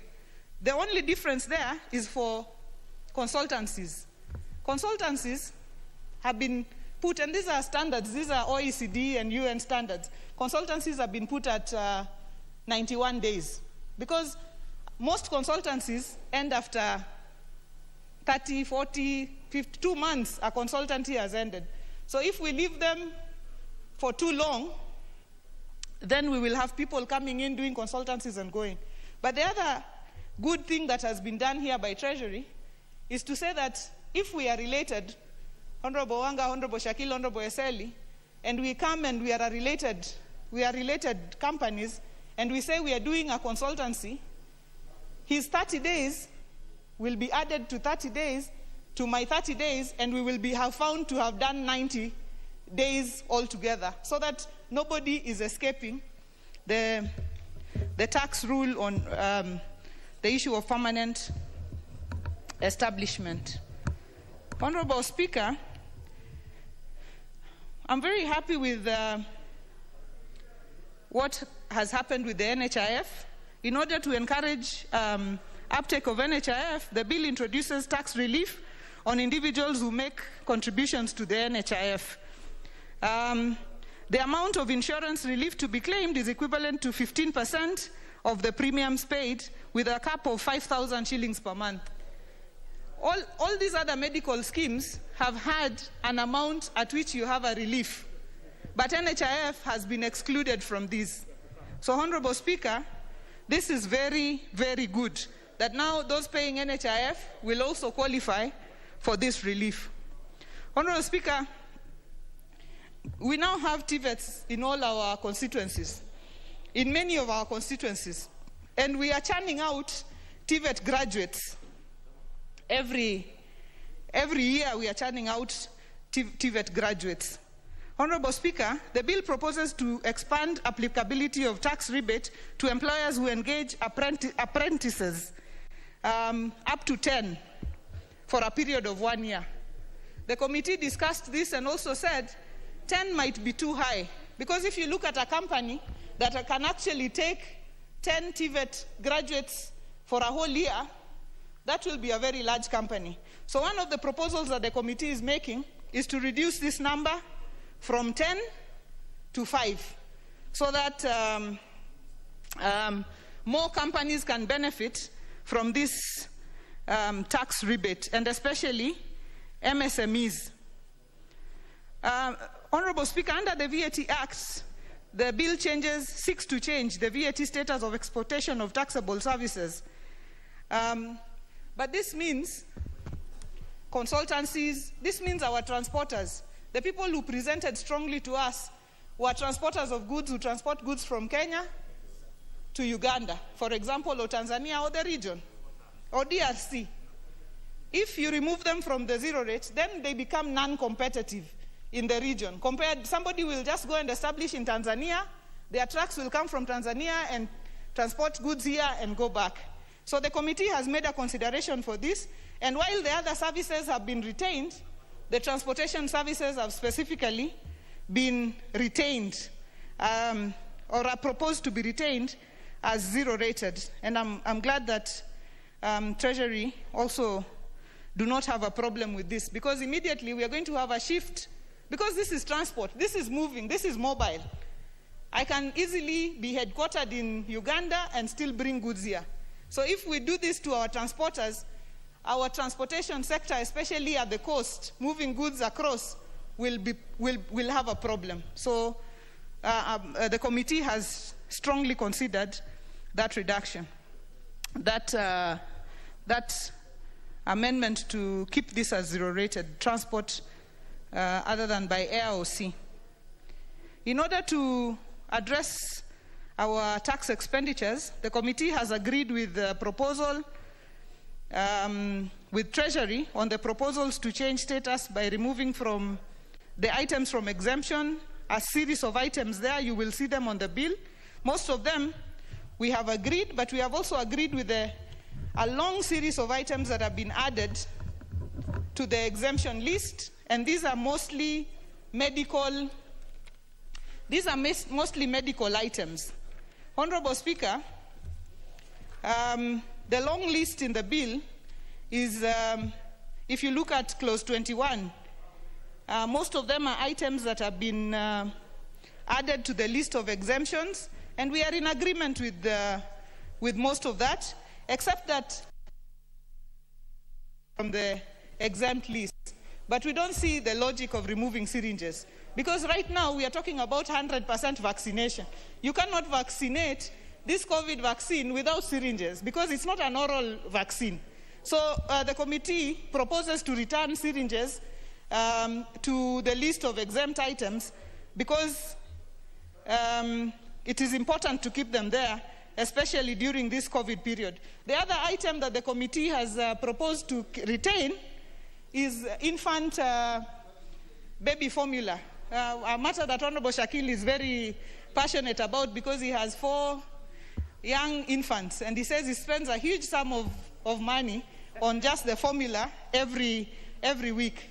To save on our mothers and our fathers who have young infants, we believe that is not a part it is not the time to tax baby formula at this point. Honorable Speaker, the other item that the public is very passionate about is on the issue of ordinary bread. Because ordinary bread, Honorable Speaker, is a staple for most families in Kenya today. Honorable Speaker, ordinary bread should just be allowed to remain, the committee proposes that it's allowed to remain zero rated, because even if you say that you are moving it to exempt, and you say the government is going to raise revenue, the revenue you're raising is just going to be put on the wananchi. So therefore, we are just going to raise the cost of bread, Honorable Speaker. So there is a proposal to retain ordinary bread, flour, all these things that relate to issues of bread and eating.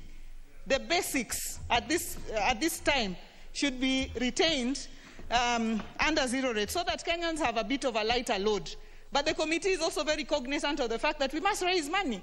So we will be making proposals as to where we feel money can be found so that the basic Kenyans can be protected, but other people can pay the money so that there is no gap or hole in the revenue raising plan, Honorable Speaker. Honorable Speaker, bread is one of them, flour is another of them, Honorable Speaker. There's a proposal to remove the role of Parliament in consideration of VAT regulations. The committee considered that, Honorable Speaker, and the bill seeks to delete the role of Parliament in dealing with VAT regulations. So this is, the committee considered that and said that this provision to remove the role of Parliament must be deleted so that Parliament retains its power in dealing with the issue of regulations for VAT, and Parliament, so that Parliament, on behalf of all the people we represent, can have oversight over this very critical matter. Honorable Speaker, on the issue of excise duty, the bill was proposing to amend rate of excise duty on motorcycles from 11,608 to 15% of the excise value. Honorable Speaker, while the Treasury made a spirited explanation on this matter, it might be a bit too complicated for it to be understood now. And we fear that vendors might take advantage just of that change to overcharge motorcycle vendors. So we felt that since it is not even raising that much more revenue, we should remove it and have a better explanation so that as we move forward with the previous position.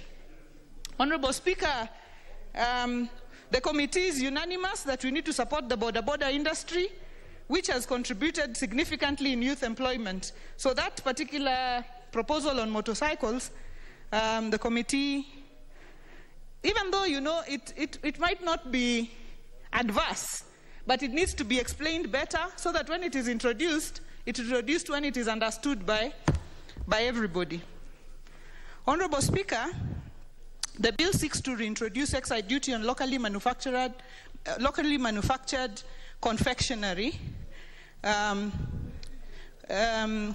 manufactured confectionery. This is a sector that is a very, very big employer for many, many Kenyans, Honorable Speaker.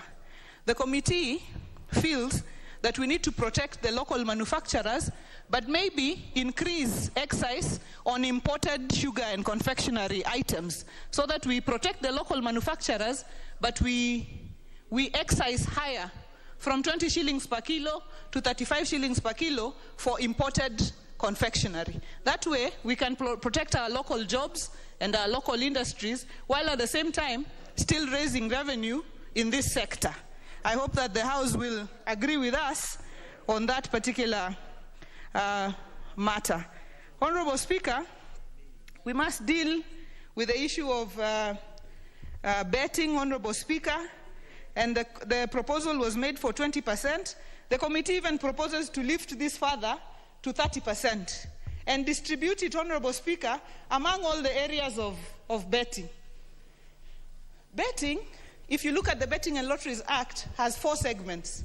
It has betting, it has gaming, it has prize competition. This prize competition is the one where people call and say, send this much, you will get this much, which is a growing form of gambling, Honorable Speaker.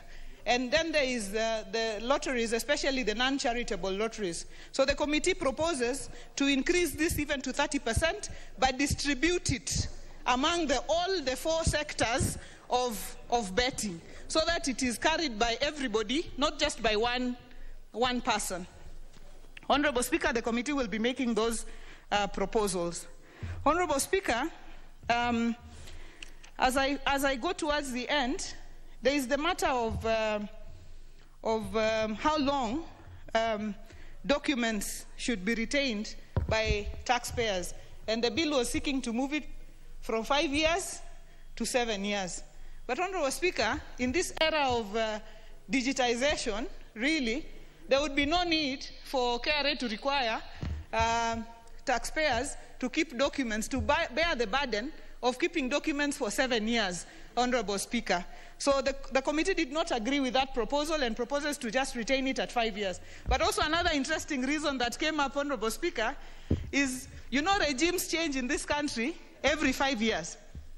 Therefore, if in the 6th year, the former regime, the new regime wants to catch up with people from the former regime, they will just say, bring your documents because you're supposed to keep them for 7 years. And therefore, they catch up with you and they can really take you around in circles. Honorable Speaker,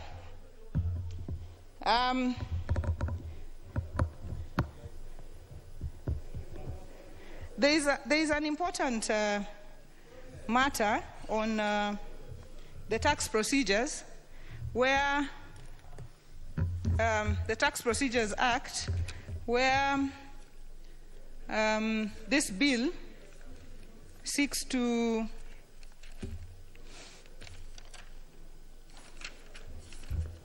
let me just find it. It's clause 33. It says that where the commissioner notifies a taxpayer that an application for refund has been ascertained in accordance with subsection 3 and applies the refund to the payment of an outstanding tax, or interest or penalties, or B, interest or penalties shall not accrue on the amount applied to the payment of the outstanding tax from the date of notification.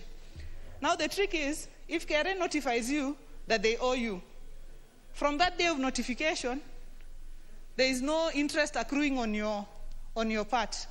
What the committee is proposing to do with this particular clause, which is, it's a good clause, but the committee is stating that where you have this kind of claim, it should be used to offset. If you accrue new tax, should be used to offset that new tax, so that KRA owes you nothing and there is nothing for taxes to accrue on. Honorable Speaker, with those many remarks, on behalf of the Departmental Committee on Finance and National Planning, it is my privilege and honor to present to this House the report of the committee on its consideration of the finance bill, and the committee is grateful to the officers of the Speaker, of the Clerk of the National Assembly for the logistical and technical support. The committee further wishes to thank all stakeholders who submitted their comments on the bill. And finally, Honorable Speaker, I wish to appreciate again the members of the committee and members of the House for their support. And with those many remarks, Honorable Speaker, I beg to move and request the Honorable, my Vice Chair, Honorable Member for Roysambu to second. Honorable Royal Suburbs, Member for Royal Suburbs. Thank you, Mr. Speaker, for giving me an opportunity to second this bill, the Finance Bill 2021.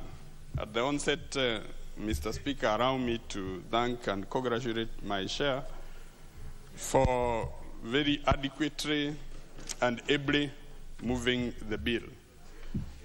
Mr. Speaker, I'll just point out or emphasize a few of the points the chair might have left out.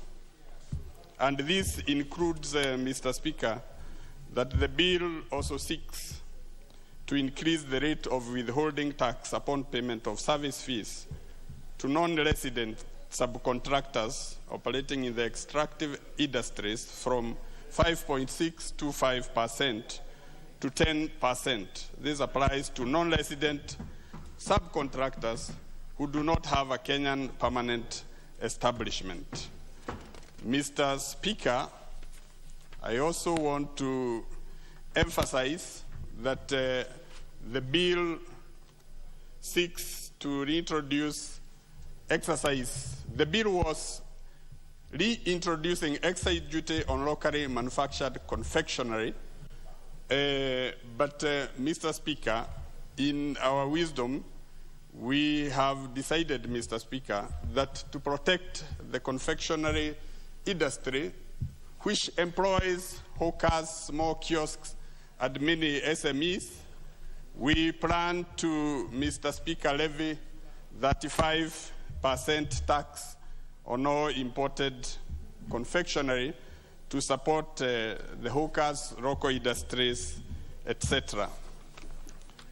Mr. Speaker, I also wish to inform the members and reiterate that we are not adding duty, excise on borders because we intend to promote and protect the border industry for the ease of communication. Every year, Mr. Speaker, Kenya is registering about 20,000 borders, and they have been very helpful in linking Kenyans to points of destination, marketplaces, etc. Mr. Speaker,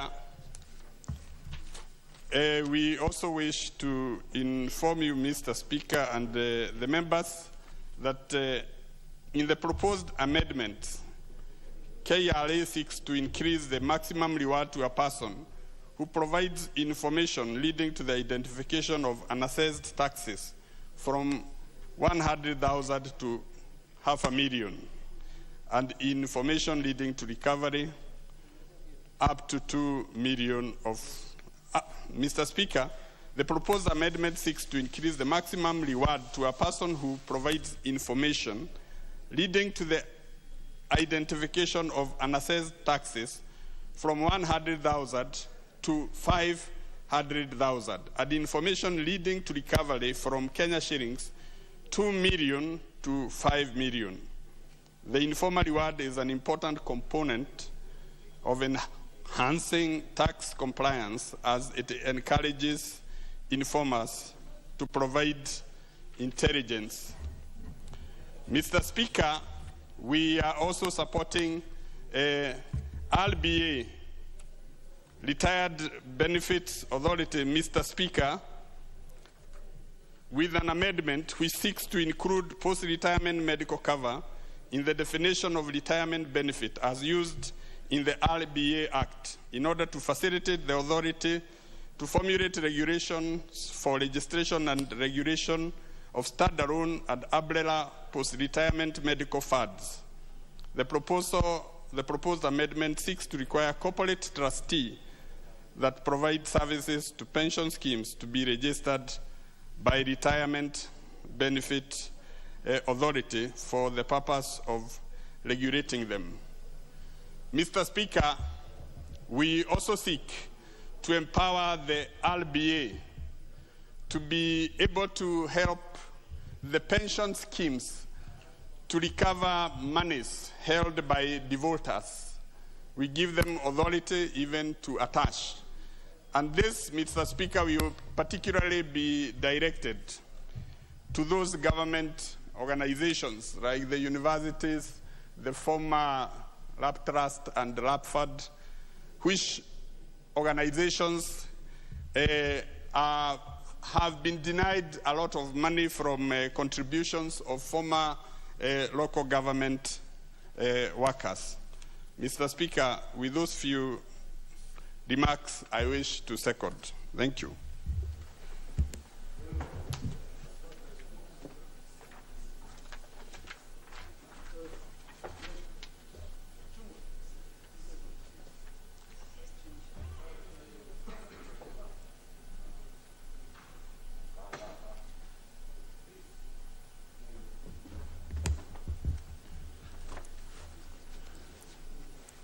Honourable members, even as I propose this question, there is some interesting observation I want to make.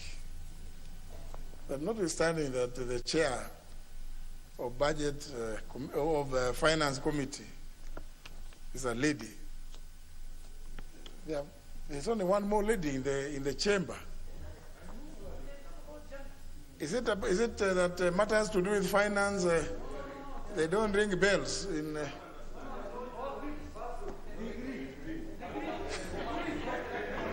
I mean, surely.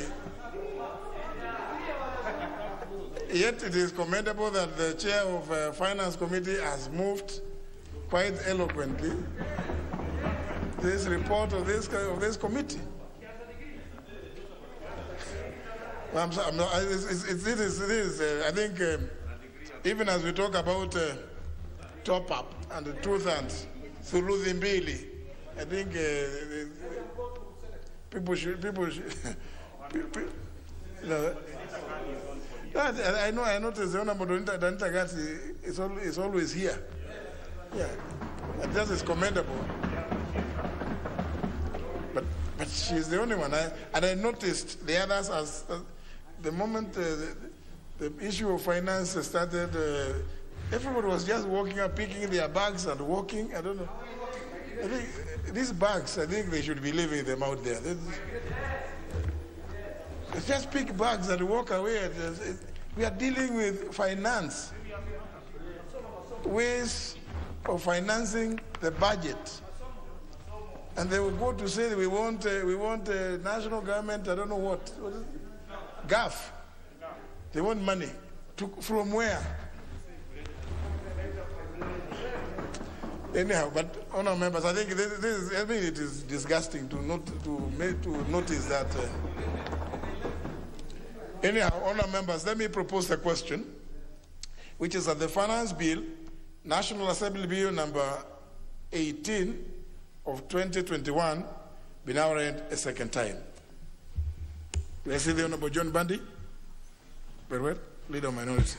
Thank you, Mr. Speaker. Mr. Speaker, allow me to support the Finance Bill.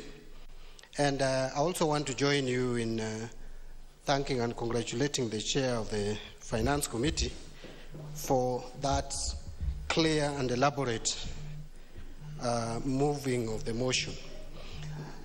Mr. Speaker, as members will realize that this time round, when we were passing the budget estimates, the revenue projection for the government was very conservative, very modest compared to previous years. And if you are wondering why, then the solution or the answer is in the Finance Bill. If you look at this year's Finance Bill, the proposals and suggestions for various tax measures is very conservative. There are no major changes in various tax laws, be it income tax, whether it is pay as you earn, VAT, excise duty, even the tax procedures and miscellaneous tax law. You can see a very modest adjustments on the tax rates, meaning that the government is not looking really for new measures to raise revenue. What the government is proposing is administrative methods of using the current tax rates to raise more resources, and the more resources that the government is looking for in terms of ordinary revenue is 181 billion, up from what was projected for 2020-2021. That is 1,594 billion to now the current projection of 1,775 billion. Having said that, Mr. Speaker, I just want to highlight a few things and support what the chair actually did say. Number one, on the issue of clear definition of infrastructure bond. Mr. Speaker, we are moving towards funding most of our infrastructure, be it roads, the water, sewerage system, etc., through issuance of bond. And if that is the case, then we must have and must make the bonds, the infrastructure bonds, more attractive by exempting them from certain categories of taxes. And that is exactly what the government is proposing, and I support it fully. Mr. Speaker, again, as the chair said, I just want to explain something probably which she didn't, which maybe many Kenyans have not understood on this issue of digital service tax, that only non-residents will be paying it. Mr. Speaker, members may wonder, Kenyans may worry about what is this non-resident. Mr. Speaker, if you go to Income Tax Acts, you will find the definition of residents and non-residents. And by the way, there is a distinction, there is a complete difference between a resident and a citizen. In fact, you can become a resident by just coming to this country and living for 183 days in a year, and you become a resident of this country. So it is not the same as citizenship. Citizenship is totally different, and we know how to acquire the citizenship of this country. But if you come and stay here for some time, Mr. Speaker, then you become a resident for tax purposes. So I wanted to clearly explain that so that it is understood. Those who are wondering whether they will be required now to pay digital service tax, and they are Kenyans, definitely you will not. Mr. Speaker, the related parties issue is a very contentious issue. I saw the chair explaining it, Mr. Speaker. Many business people have used this provision to avoid tax. And by the way, tax avoidance is not illegal. It is very legal.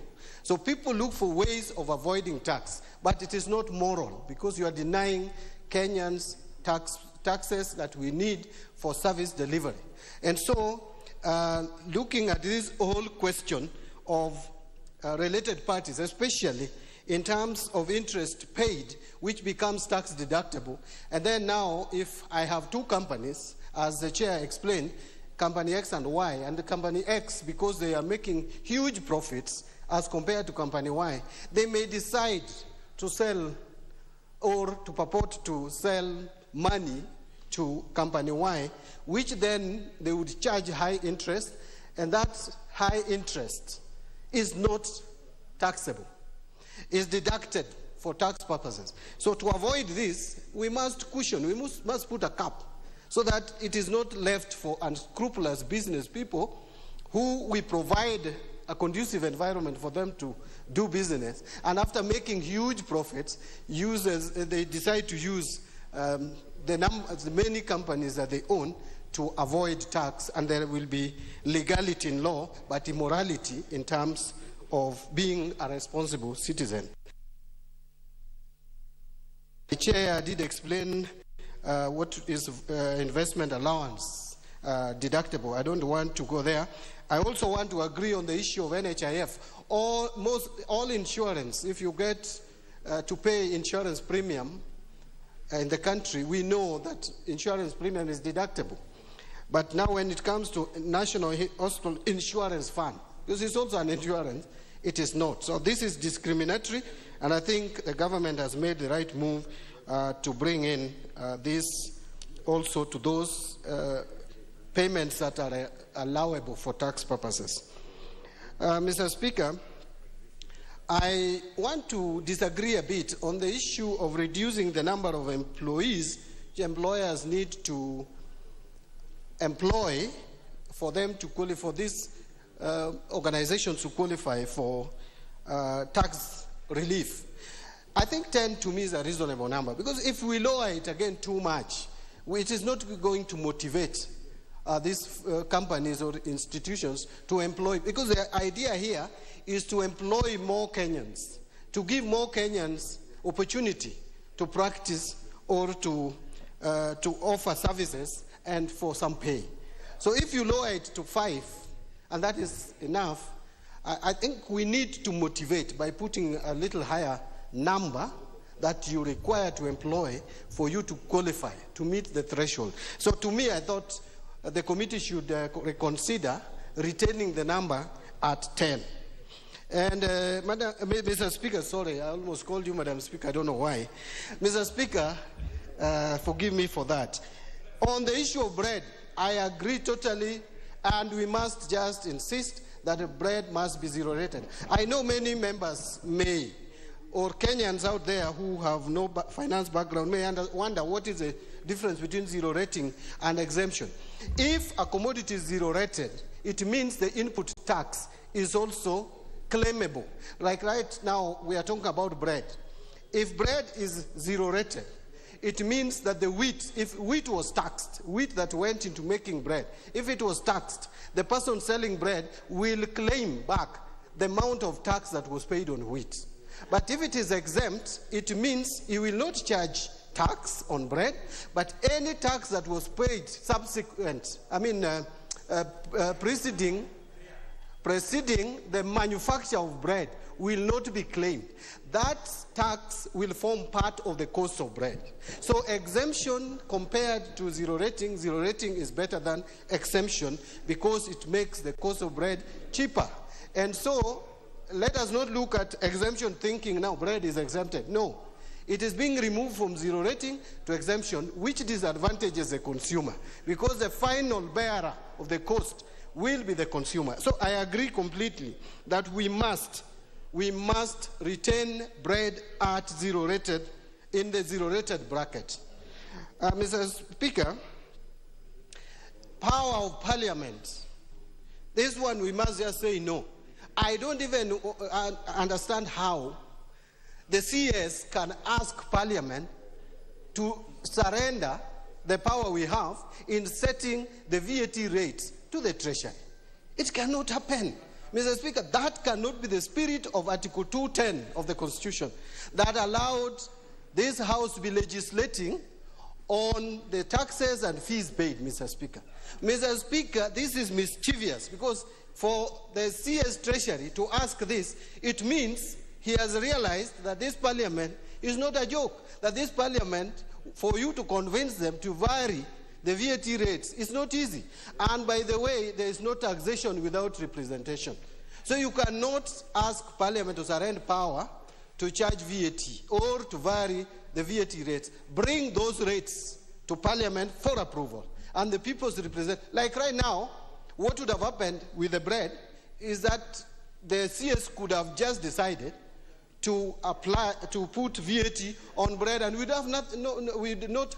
would not have any recourse, any capacity to reject that. But you can see now, this House is even considering moving bread from zero rating to exemption.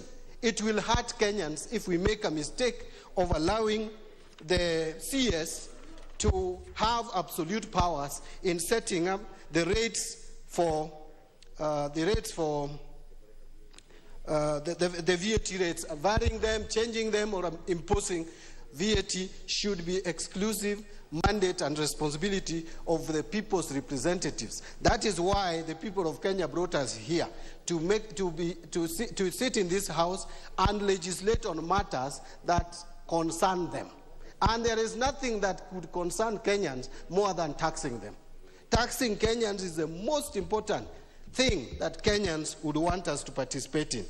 Mr. Speaker, as I move to conclude, I also want to agree that the betting had some issues. There's discrimination. Because when you listen to radio stations, Mr. Speaker, and I'm sure it cuts across all languages, there is a lot of betting going on.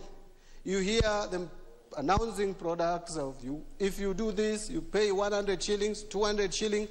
After every 2 hours, you're earning 100,000, you're earning 500,000. All this must be brought into the tax bracket so that there is uniformity.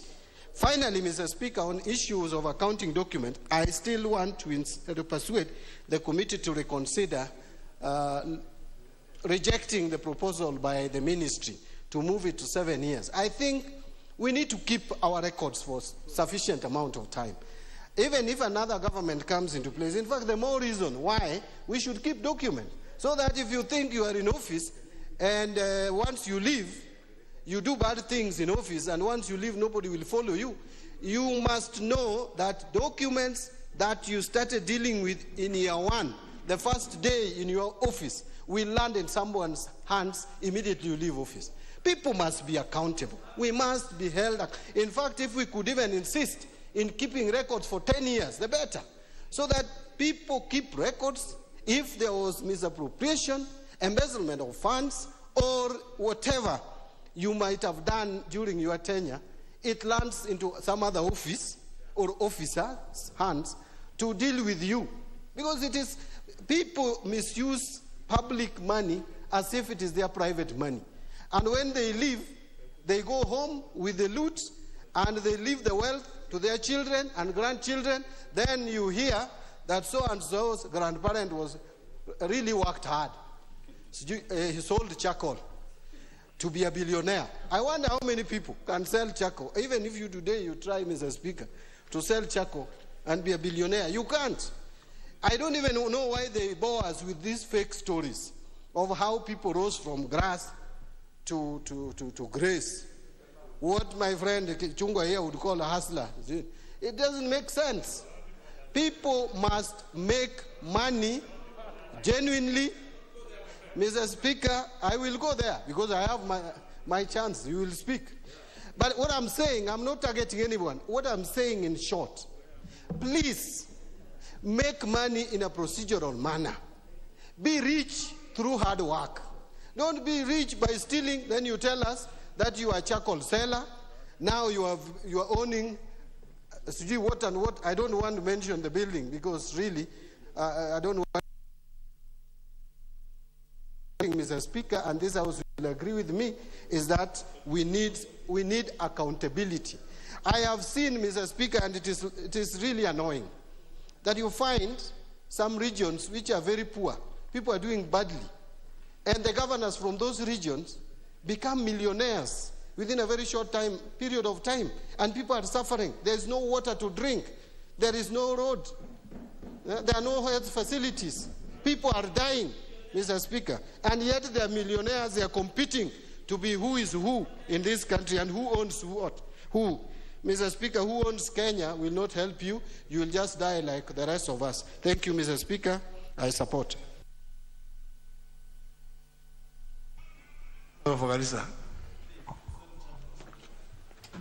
Thank you, Mr. Speaker. Mr. Speaker, as I support the Finance Bill 2021, and this is in consistence with the court ruling. I'm sure Honorable Bandi and Honorable Kimunya and many who are in this House, they will agree with me that the Finance Bill used to be debated and approved in the month of September. But because the court said, and they have changed through a court ruling the processing of the Finance Bill by the National Assembly, and of course in line with the PFM Act, Section 39A, the submission, the consideration, and the passage of this bill and assent to by His Excellency the President must be concluded by 30th of June 2021. And this is a good move because it basically allows the CS National Treasury and Kenya Revenue Authority that these measures, these various tax measures can be implemented on the 1st of July, the beginning of that financial year, 2021. Mr. Speaker, this finance bill is trying to amend a number of pieces of legislation currently existing in VAT, in the Excise duty, in Tax Procedure Act, in miscellaneous levies and taxes. It touches on the Capital Market Authority. And Mr. Speaker, if you allow me tomorrow, I will have my say on this Capital Markets Authority as a regulator, because they are the eyes and the ears of investors.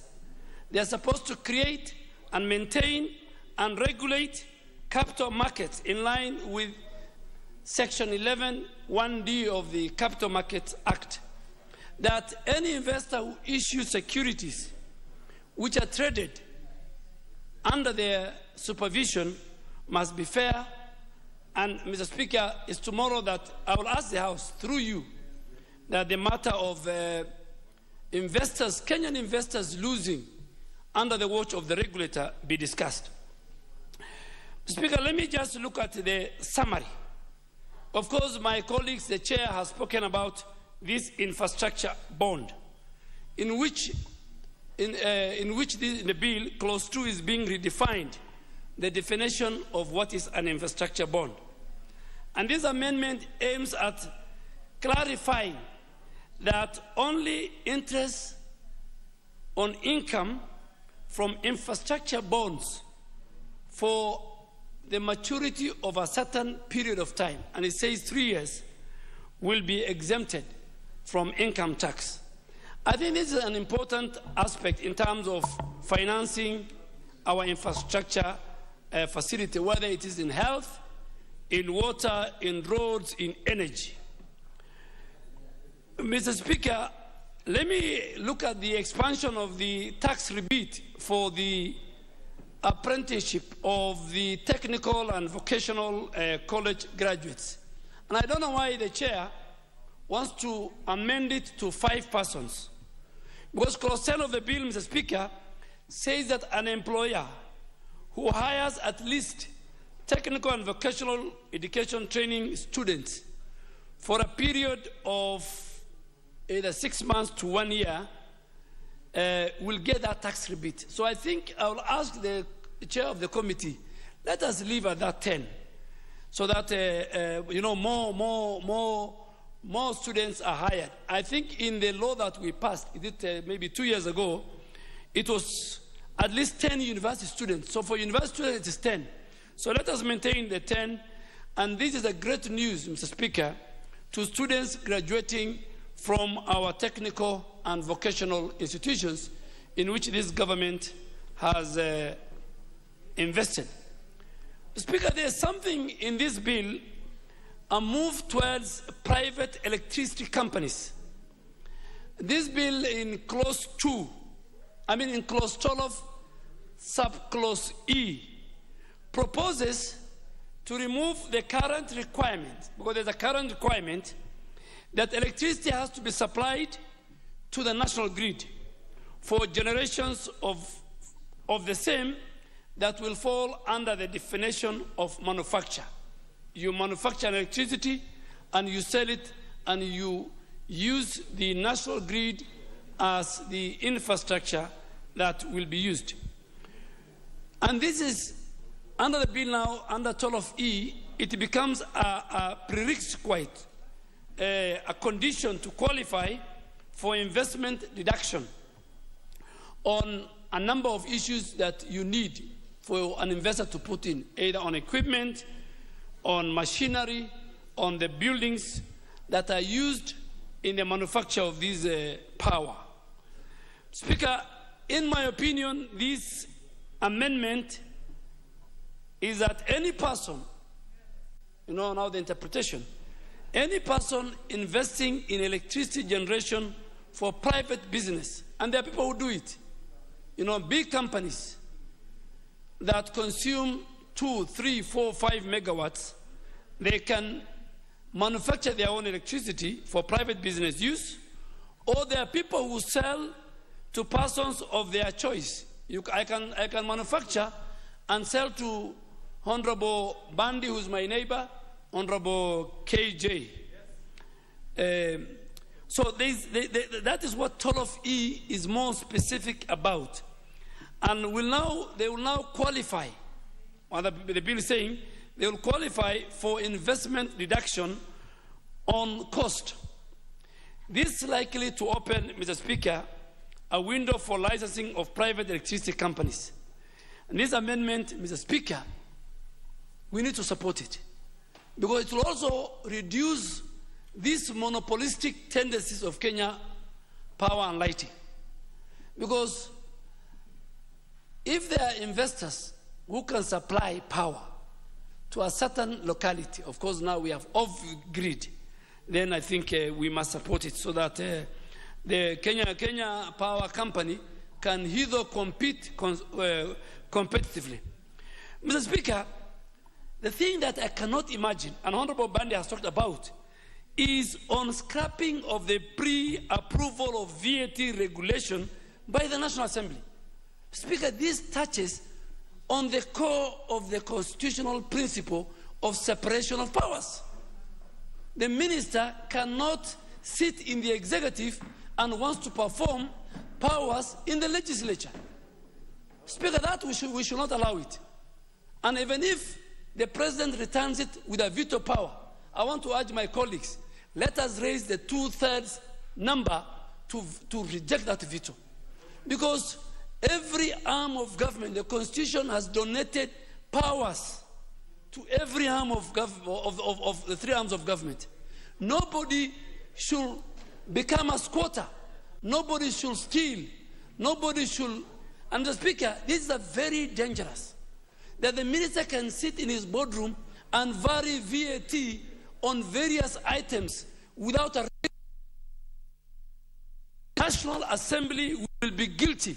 And this House will go into record of abdicating their constitutional duty by allowing any other person, including the Cabinet Secretary for National Treasury, to impose any form of taxation, levies, and fees on the people we represent.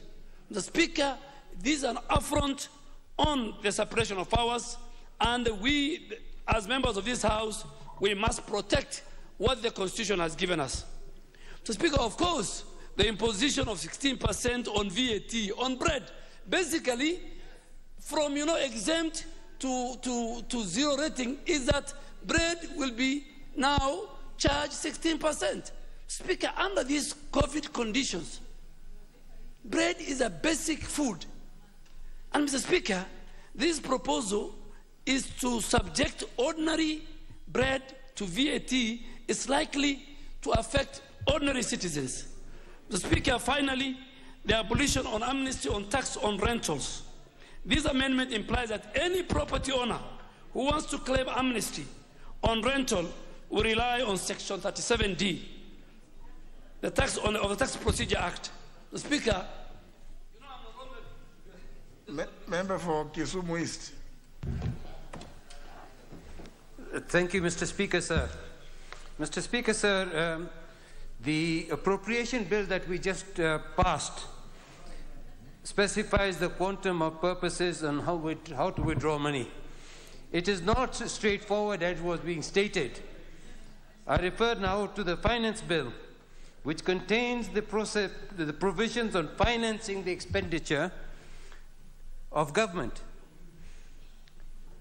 I want to first suggest that all types of budget, even the one we make at home, we start with how much money we have and how much we are going to spend. Unfortunately, the budget processes that we've been going through here is the wrong way around. We first decide what we want to spend, and then we go and see how we're going to raise it. And I think this has gone against the whole process of budget making, and it's something that we have been talking about for a very long time. What we should have been doing is either zero-based budgeting or performance-based budgeting or some sort of accrual system of budgeting. Not incremental budgeting that the way this is happening. However, let's go back to the finance bill. On the finance bill, there are a number of issues that I wish to support. Firstly, I want to say, Mr. Chair, that I'm a member of the Finance Committee and a ranking member at that. I think only my dear, the father of the House, Honorable Jimmy Ngweni, has been there longer than I have. Mr. Speaker, sir, I want to state categorically that I have been a member of the and I want to take my hat off and acknowledge that the best finance and the most effective committee that we have had is this present one under the chairman of Gladys Wanga. We had our doubts, but I think she has come through with a sterling performance. She has been able to hold us together. Never, Mr. Chair, have I ever seen a whole finance committee, all of us, 100% there in a workshop, working flat out. It's because of the leadership that we have been given, and I want to acknowledge, I take my hat off to the Gladys Wanga, my chair, and my members of the finance committee. Madam, Mr. Chair, Mr. Speaker, sir, as I said, I've been in the Finance Committee. It can't be, madam. It must never be. It can never be. Okay. I have been in the Finance Committee now for 14 or 13 years. I have never found the sort of effectiveness we have now. Our previous chairs sometimes kept us in the dark, even made deals just there, one few minutes before it was passed. I remember one case where the betting act came, and we had agreed as a committee to go one way. The chair of the committee, for some reason, which we leave to him and his conscience, changed some of our decisions. So I think, Mr. Speaker, sir, on the Finance Committee, the role of Parliament is clear. With the Finance Committee, the finance bill, our role is clear. Mr. Speaker, sir, in the 10th Parliament, the Finance and Planning, it was a Finance and Planning Committee. It was then changed. Finance was on one side, and then the Budget and Appropriation went the other. Mr. Chair, Mr. Speaker, sir, it appears that we began to lose control. We began to cede our powers. We were now being under capture of the Treasury, under capture of government. As much as we appreciate that the government has a role to play, we as the legislator are the overseers. We have to control and make sure our operations go in the way they are meant to go. Mr. Speaker, I was sad to say that the previous Finance Committees and the Budget Committee that we have come through had become just an extended arm of the executive. I am now pleased to see that each of these committees are now making a mark, and I'm proud to be part and parcel of this committee and also part and parcel of any other such committee. And the Budget Committee, I take my hat off to them. On the issue of the omnibus bill, Mr. Speaker, sir, this is a tidying up of some of the many the small things that we needed to sort out. On the Finance Committee, on the Finance Bill, one thing that has been forgotten is food security. With food security, we need lesser or zero taxation on agriculture. However, agricultural implements are being charged now VAT. Agricultural inputs are being charged VAT. Uganda, you can go and get chicken eggs from Uganda cheaper than here. Why? Because of the food, the chicken food. Why? Because our agricultural implements are more expensive, our agricultural seed are more expensive, and we have charged taxation where we should not. Our taxation arm. I went to do my return the other day.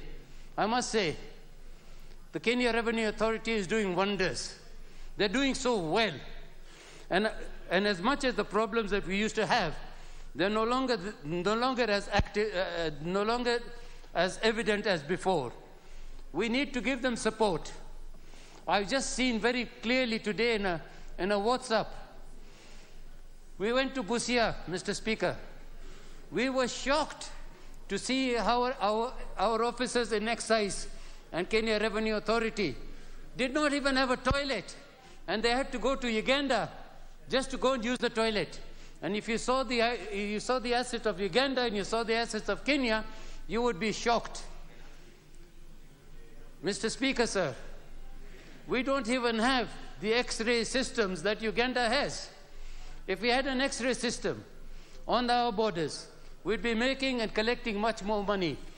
Honorable Body told us that it is not the additional taxes, but the tax systems must be more efficient. The tax systems must be efficient, effective, and representative. The tax systems that we have must be pro-poor, not anti-poor. These simple things are very effective. The issue, Mr. Speaker, sir, of beneficial interest and control is very, very important. What was happening is control was not being followed with the taxation implication. Now, Mr. Speaker, I remember I just saw something about Camry. One of our senior members, not of Parliament but of society, said that he had lent money, I don't know how many billions, to a particular company, and he had no control over it. This is the sort of thing we are talking about. If you have lent more money to a company, then you control it, and you pay the tax in respect of that. Mr. Speaker, sir, this issue of transfer pricing that my chair brought up and honorable body brought up is very important. Transfer pricing is where these multinationals are killing us. Mr. Speaker, if you go and buy some fries from Kentucky Fried Chicken, it's 200 shillings. You go and buy some fries, chips from another speaker, it is only 30 shillings. But the same potatoes are being purchased from Molo. So the situation is that we must be very particular and to see how the right people are paid taxes. We want taxes for the rich. We want stamp duty. We don't want to go and hit the border. The border is one of the most effective ways of transport in this country. I can go from point 1 to point 2. So we need to, we are a Juakali industry. We are a Juakali country. That is how we will become a big industrial country. Mr. Speaker, sir, thank you very much for that time. Thank you. I support. We shall have Honorable Olesan Kok David. Thank you very much, Honorable Speaker, for giving me this opportunity also to add my voice on this very important bill. And from the onset, I support and congratulate Honorable Gladys Wanga for elaborating on most of the issues and being very eloquent in educating us on these issues. Honorable Speaker, as the Honorable Speaker before you had indicated, I'm now happy that we have 2 more female members of Parliament who have just joined Honorable Danita Gatti to hear us, Honorable Speaker, because it was shocking that they took off immediately when Honorable Wanga took the floor, and especially when we are discussing their tool of trade, that is bread and flour, and they being zero-rated, and they just took off. Honorable Speaker, we can talk of exemptions and collection of taxes if we can broaden the base in which we can collect our taxes without hurting the poor, Honorable Speaker. Honorable Speaker, we need to protect Kenyan citizens. We are a country that, in terms of our social protection system, are really in dire need, Honorable Speaker. Honorable Speaker, solar energy, for instance, should be made very cheap and available, Honorable Speaker. Cooking gas, Honorable Speaker, must also be zero-rated, Honorable Speaker. Paraffin should be reduced, Honorable Speaker, because we are going towards green energy. Yet we are introducing taxes on gas, Honorable Speaker. And you know, Honorable Speaker, if you introduce taxes on gas, Honorable Speaker, we may be forced, especially for us who are environmentalists, who conserve Mau forest, we may be forced to invade Mau forest to get firewood, Honorable Speaker, because the government have decided to increase taxes on available solar energy, Honorable Speaker. Honorable Speaker, even nowadays when I travel all the way to Narok, Honorable Speaker, sometimes I'm stranded in my Mayo. Why? The fuel prices have just gone too high. So it is high time that we talk with the chair of finance so that we can rethink the issue of the 8% VAT levy that we added on fuel, Honorable Speaker, so that we can remove it, Honorable Speaker, because it is time to remove it, especially when Kenyans are suffering, Honorable Speaker. Honorable Speaker, in South Rift, We are producers, the highest producers of potatoes, Honorable Speaker, and even eggs, Honorable Speaker. But we are getting eggs being imported from Uganda, potatoes being imported from Tanzania. Honorable Speaker, this is why we need to increase taxes, Honorable Speaker, so that we can protect our citizens, Honorable Speaker. Honorable Speaker, we also need to protect persons with disabilities. In Kenya, we have 400,000 wheelchair users. That translates to, if each wheelchair costs 30,000, Kenyans are sitting on a metal worth 12 billion, Honorable Speaker, in terms of wheelchair. We have 500,000 caliper users in this country. We have 700,000 crutches users in this country, Honorable Speaker. Honorable Speaker, and most of these equipments are donations from philanthropists outside this country, Honorable Speaker. And we tax when they donate, Honorable Speaker. Some of these donors have shy away from donating these mobility devices, very important equipment for our people, Honorable Speaker, because they donate and then they are again asked to pay taxes, Honorable Speaker, on what they have donated, Honorable Speaker. So we should also reconsider the issue of zero rating assisted devices and mobility devices, Honorable Speaker. Honorable Speaker, are you aware that if my crutches break here now, I have either to be carried by Kimani Ichung'wah and Honorable Bandi, because those are the people who are my friends in this house, Honorable Speaker, or I crawl out of this house, Honorable Speaker.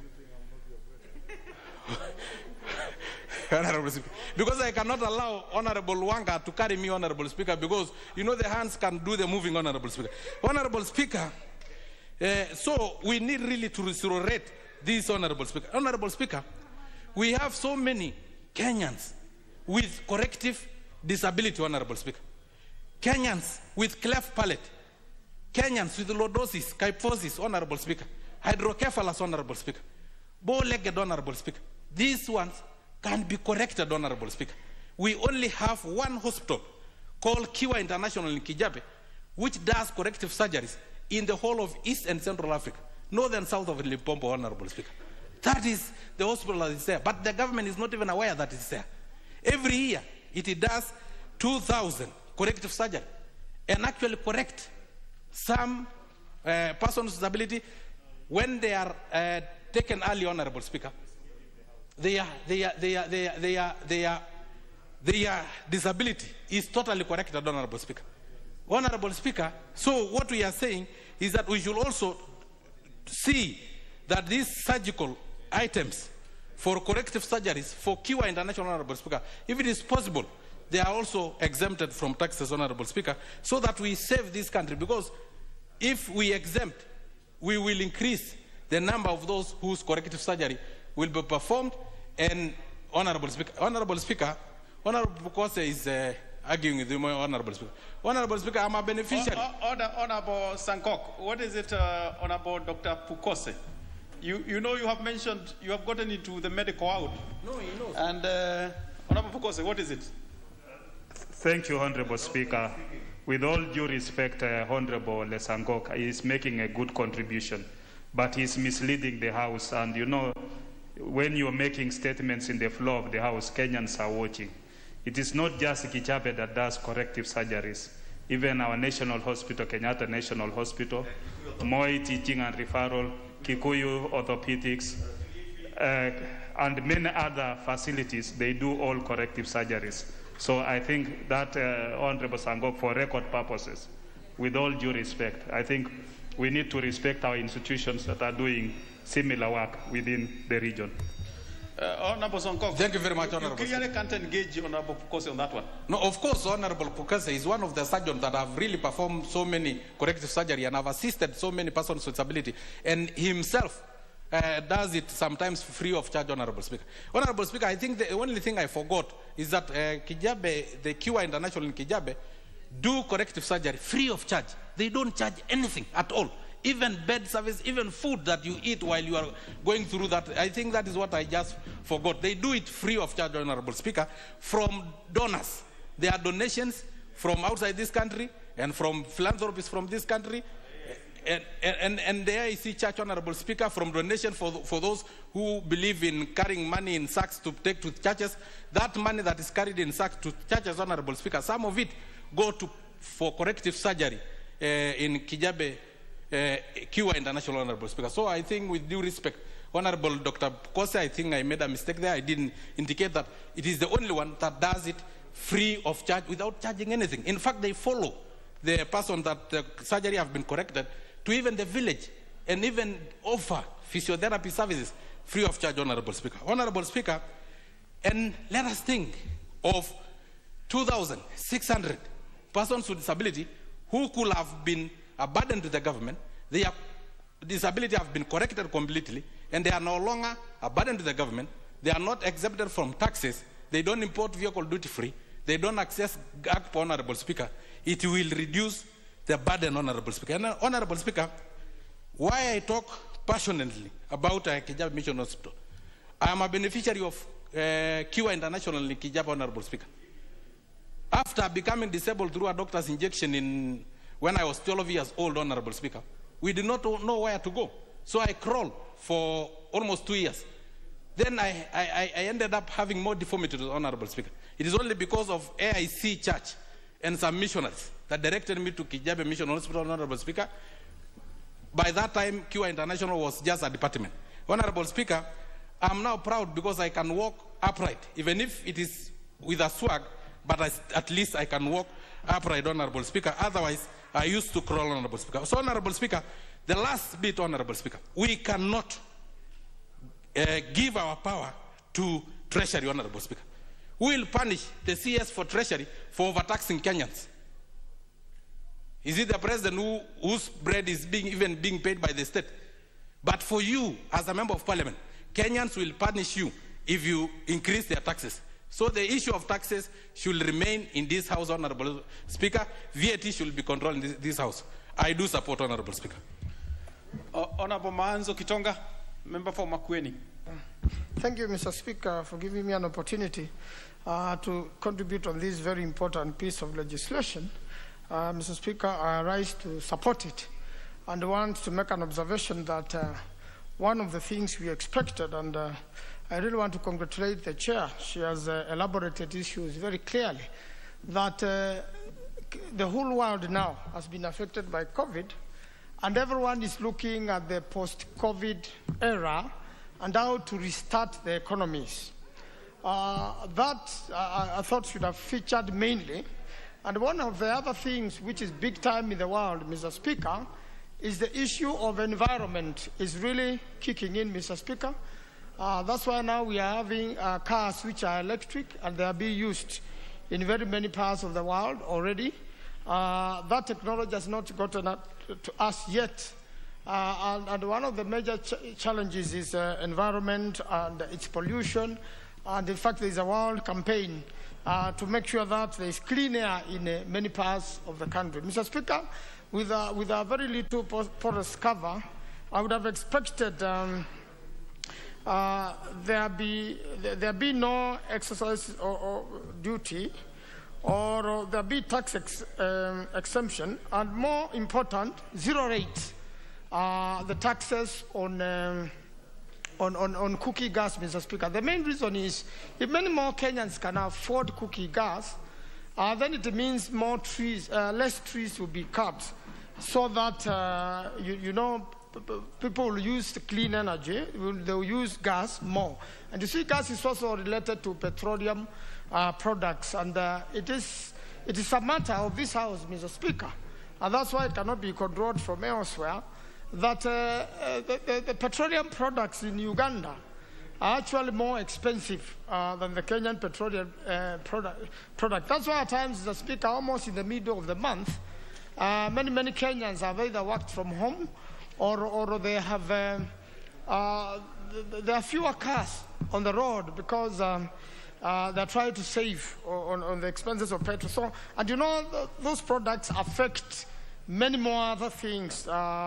Like transportation and generally the cost of products generally in the country. So I think it will make a good case, and this House should look at it when we are doing the third reading, that to come together so that we make sure some of these things which are part of the world arena, like the issue of pollution, the issue of using clean energy, and especially if we promote use of cookie gas, because quite, that particular industry has been very creative. We have the small cylinders, we have the big cylinders. So if more families use that, then it means we don't lose on trees, and the vegetation cover will be saved, and then, Mr. Speaker, will be with the rest of the world. One of the other matters, Mr. Speaker, which is of very great importance in this matter, is the issue of retirement benefit schemes. Managers, custodians, and administrators to be registered, so that there is a system, Mr. Speaker, and I think this is very, very important. I really want us to work on this, because as many people end up in retirement, and again it is associated with COVID. You see the younger children in school are stronger, the younger people are stronger, able to survive COVID without much problem. But when you look at the older community, and we've had quite a number of old people in this country. In fact, research has shown that, which has come from the Ministry of Labour, and I've shared it with the Minister for Ministry of Labour, the CS, that in the lower eastern region they had 95, people who've really lived long, and also in some parts of the Rift Valley. And this was associated with certain eating habits and how the younger people in those homes have taken care of the elderly. So the issue of taking care of the elderly is very, very important, is very beneficial, because they carry historical memories. Some of them saw independence. Some of us were not there during the Independence Day when Kenya, they saw the struggle. And that particular history has to be carried by stories being told to the younger generation. But when we mistreat our retired people, the older people, especially when there is no proper medical care on them, then it means when these problems of COVID and other health-associated problems set in, Mr. Speaker, it means then there are higher chances, because of poor medical care, of us losing an older person in the society when this comes in. And I'm sure Kenyans are quite familiar with a number of older persons who are very useful, who are very healthy, who are very strong and walking around just before COVID, but after COVID, we no longer have them. There are quite a number. So I think the idea of retirement benefits schemes, so that they are well managed, and the people who are in charge of them are well controlled, to make sure that there is no exploitation, and at the same time, to make sure that the terms are favorable, so that people can be able to afford medical insurance in that regard, and we take care of our older persons and make sure that generations and generations benefit, and in fact it reaps blessings to the country. That's one of the issues, Mr. Speaker, which had happened. And Kenyans use bread a lot, so I really want to congratulate the committee and the government for having zero-rated the cost of bread. I think it should remain as such, for quite some time, till the economies peak.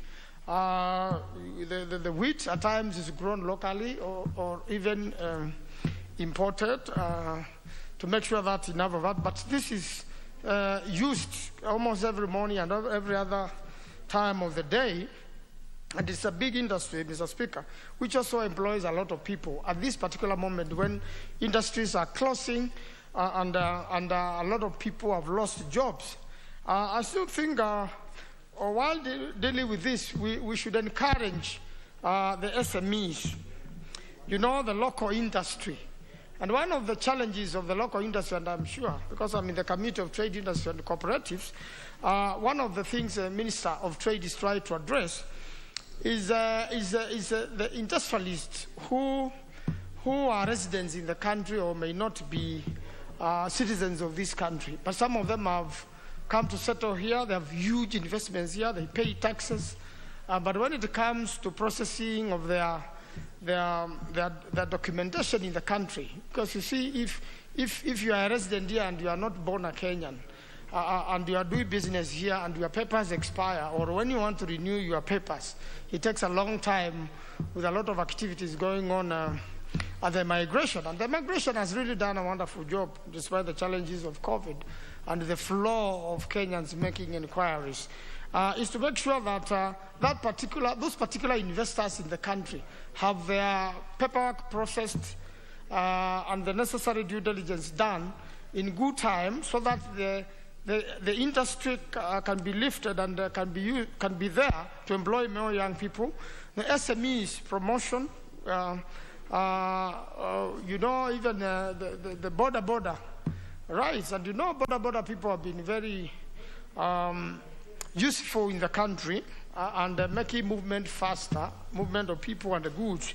But unfortunately, a lot of people are not careful when driving, and a lot of people have lost their lives, while on a border, out of carelessness, of lack of observation, and also people steal these borders and take them across the border, even to reconfigure them into other machines for use in lakes and the water transport. So this is an area really which is employing a lot of young people, which has led into self-employment.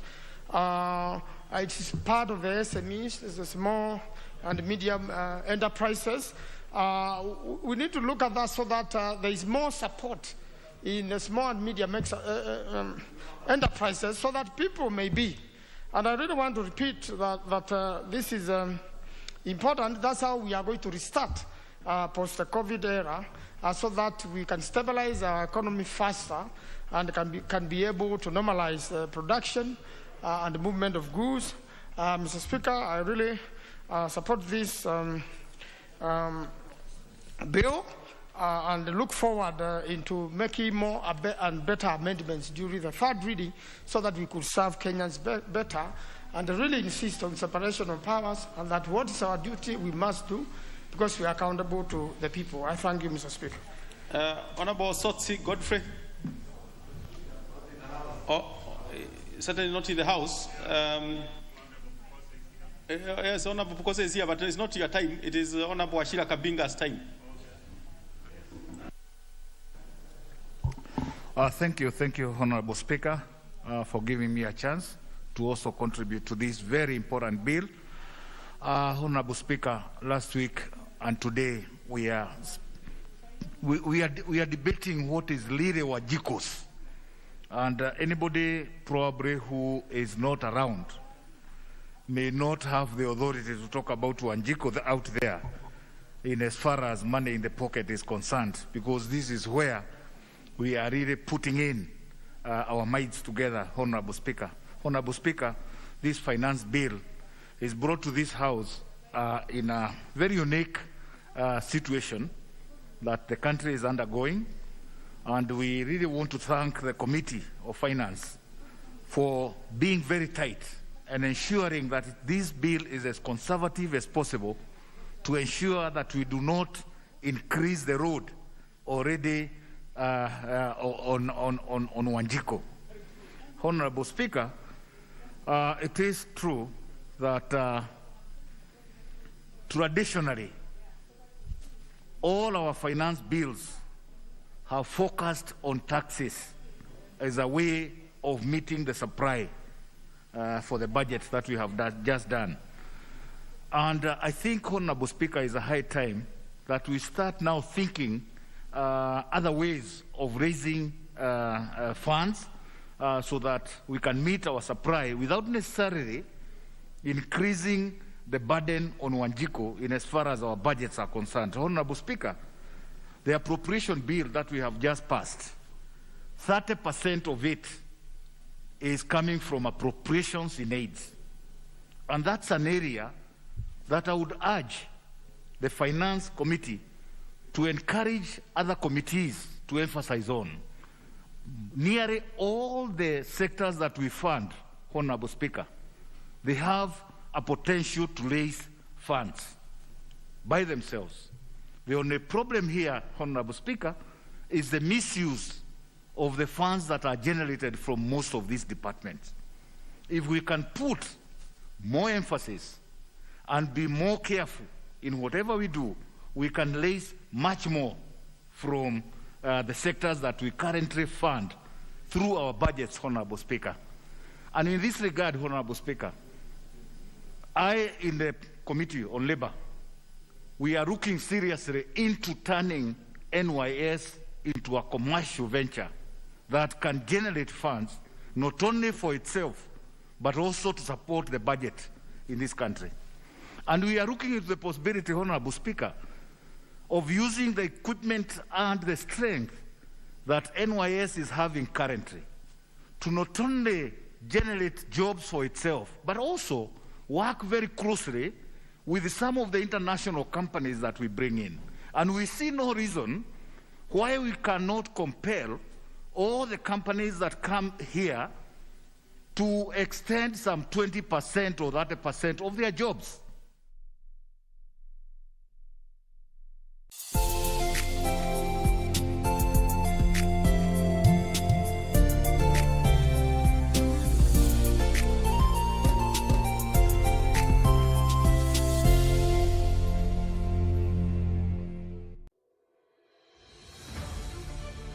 Virusi vya korona huenea unapokaribiana na mtu aliyeambukizwa kupitia matone, haswa wakati anapokohoa au kupiga chafya, na pia kwa kugusa sehemu au vifaa vilivyo na virusi hivi.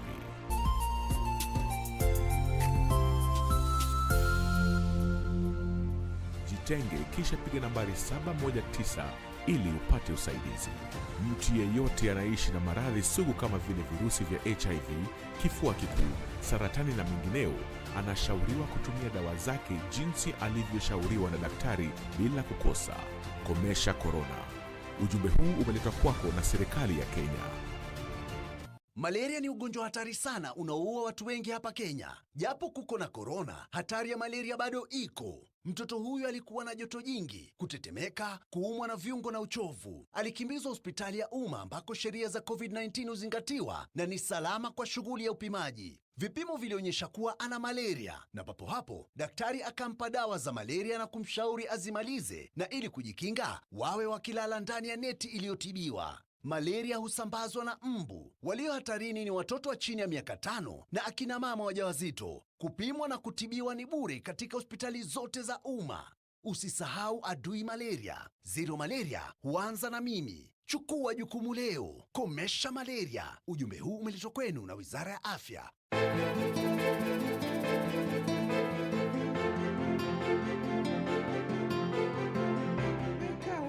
Starehe zako, lakini ujue huku nyumbani majukumu yanakungoja.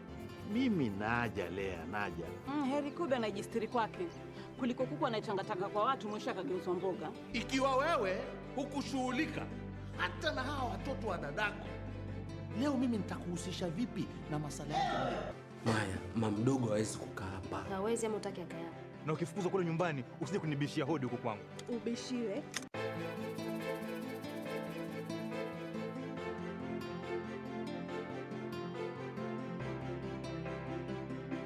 Quiero amarte de una forma diferente, de otro modo nunca. Don't you realize that if you do that, you're going to lose your son? Listen, I don't care. I would rather do that than let him die. If you're afraid and paranoid that I'll take her away from you just like you did, you can just take it easy. Because I know that I'm not that desperate.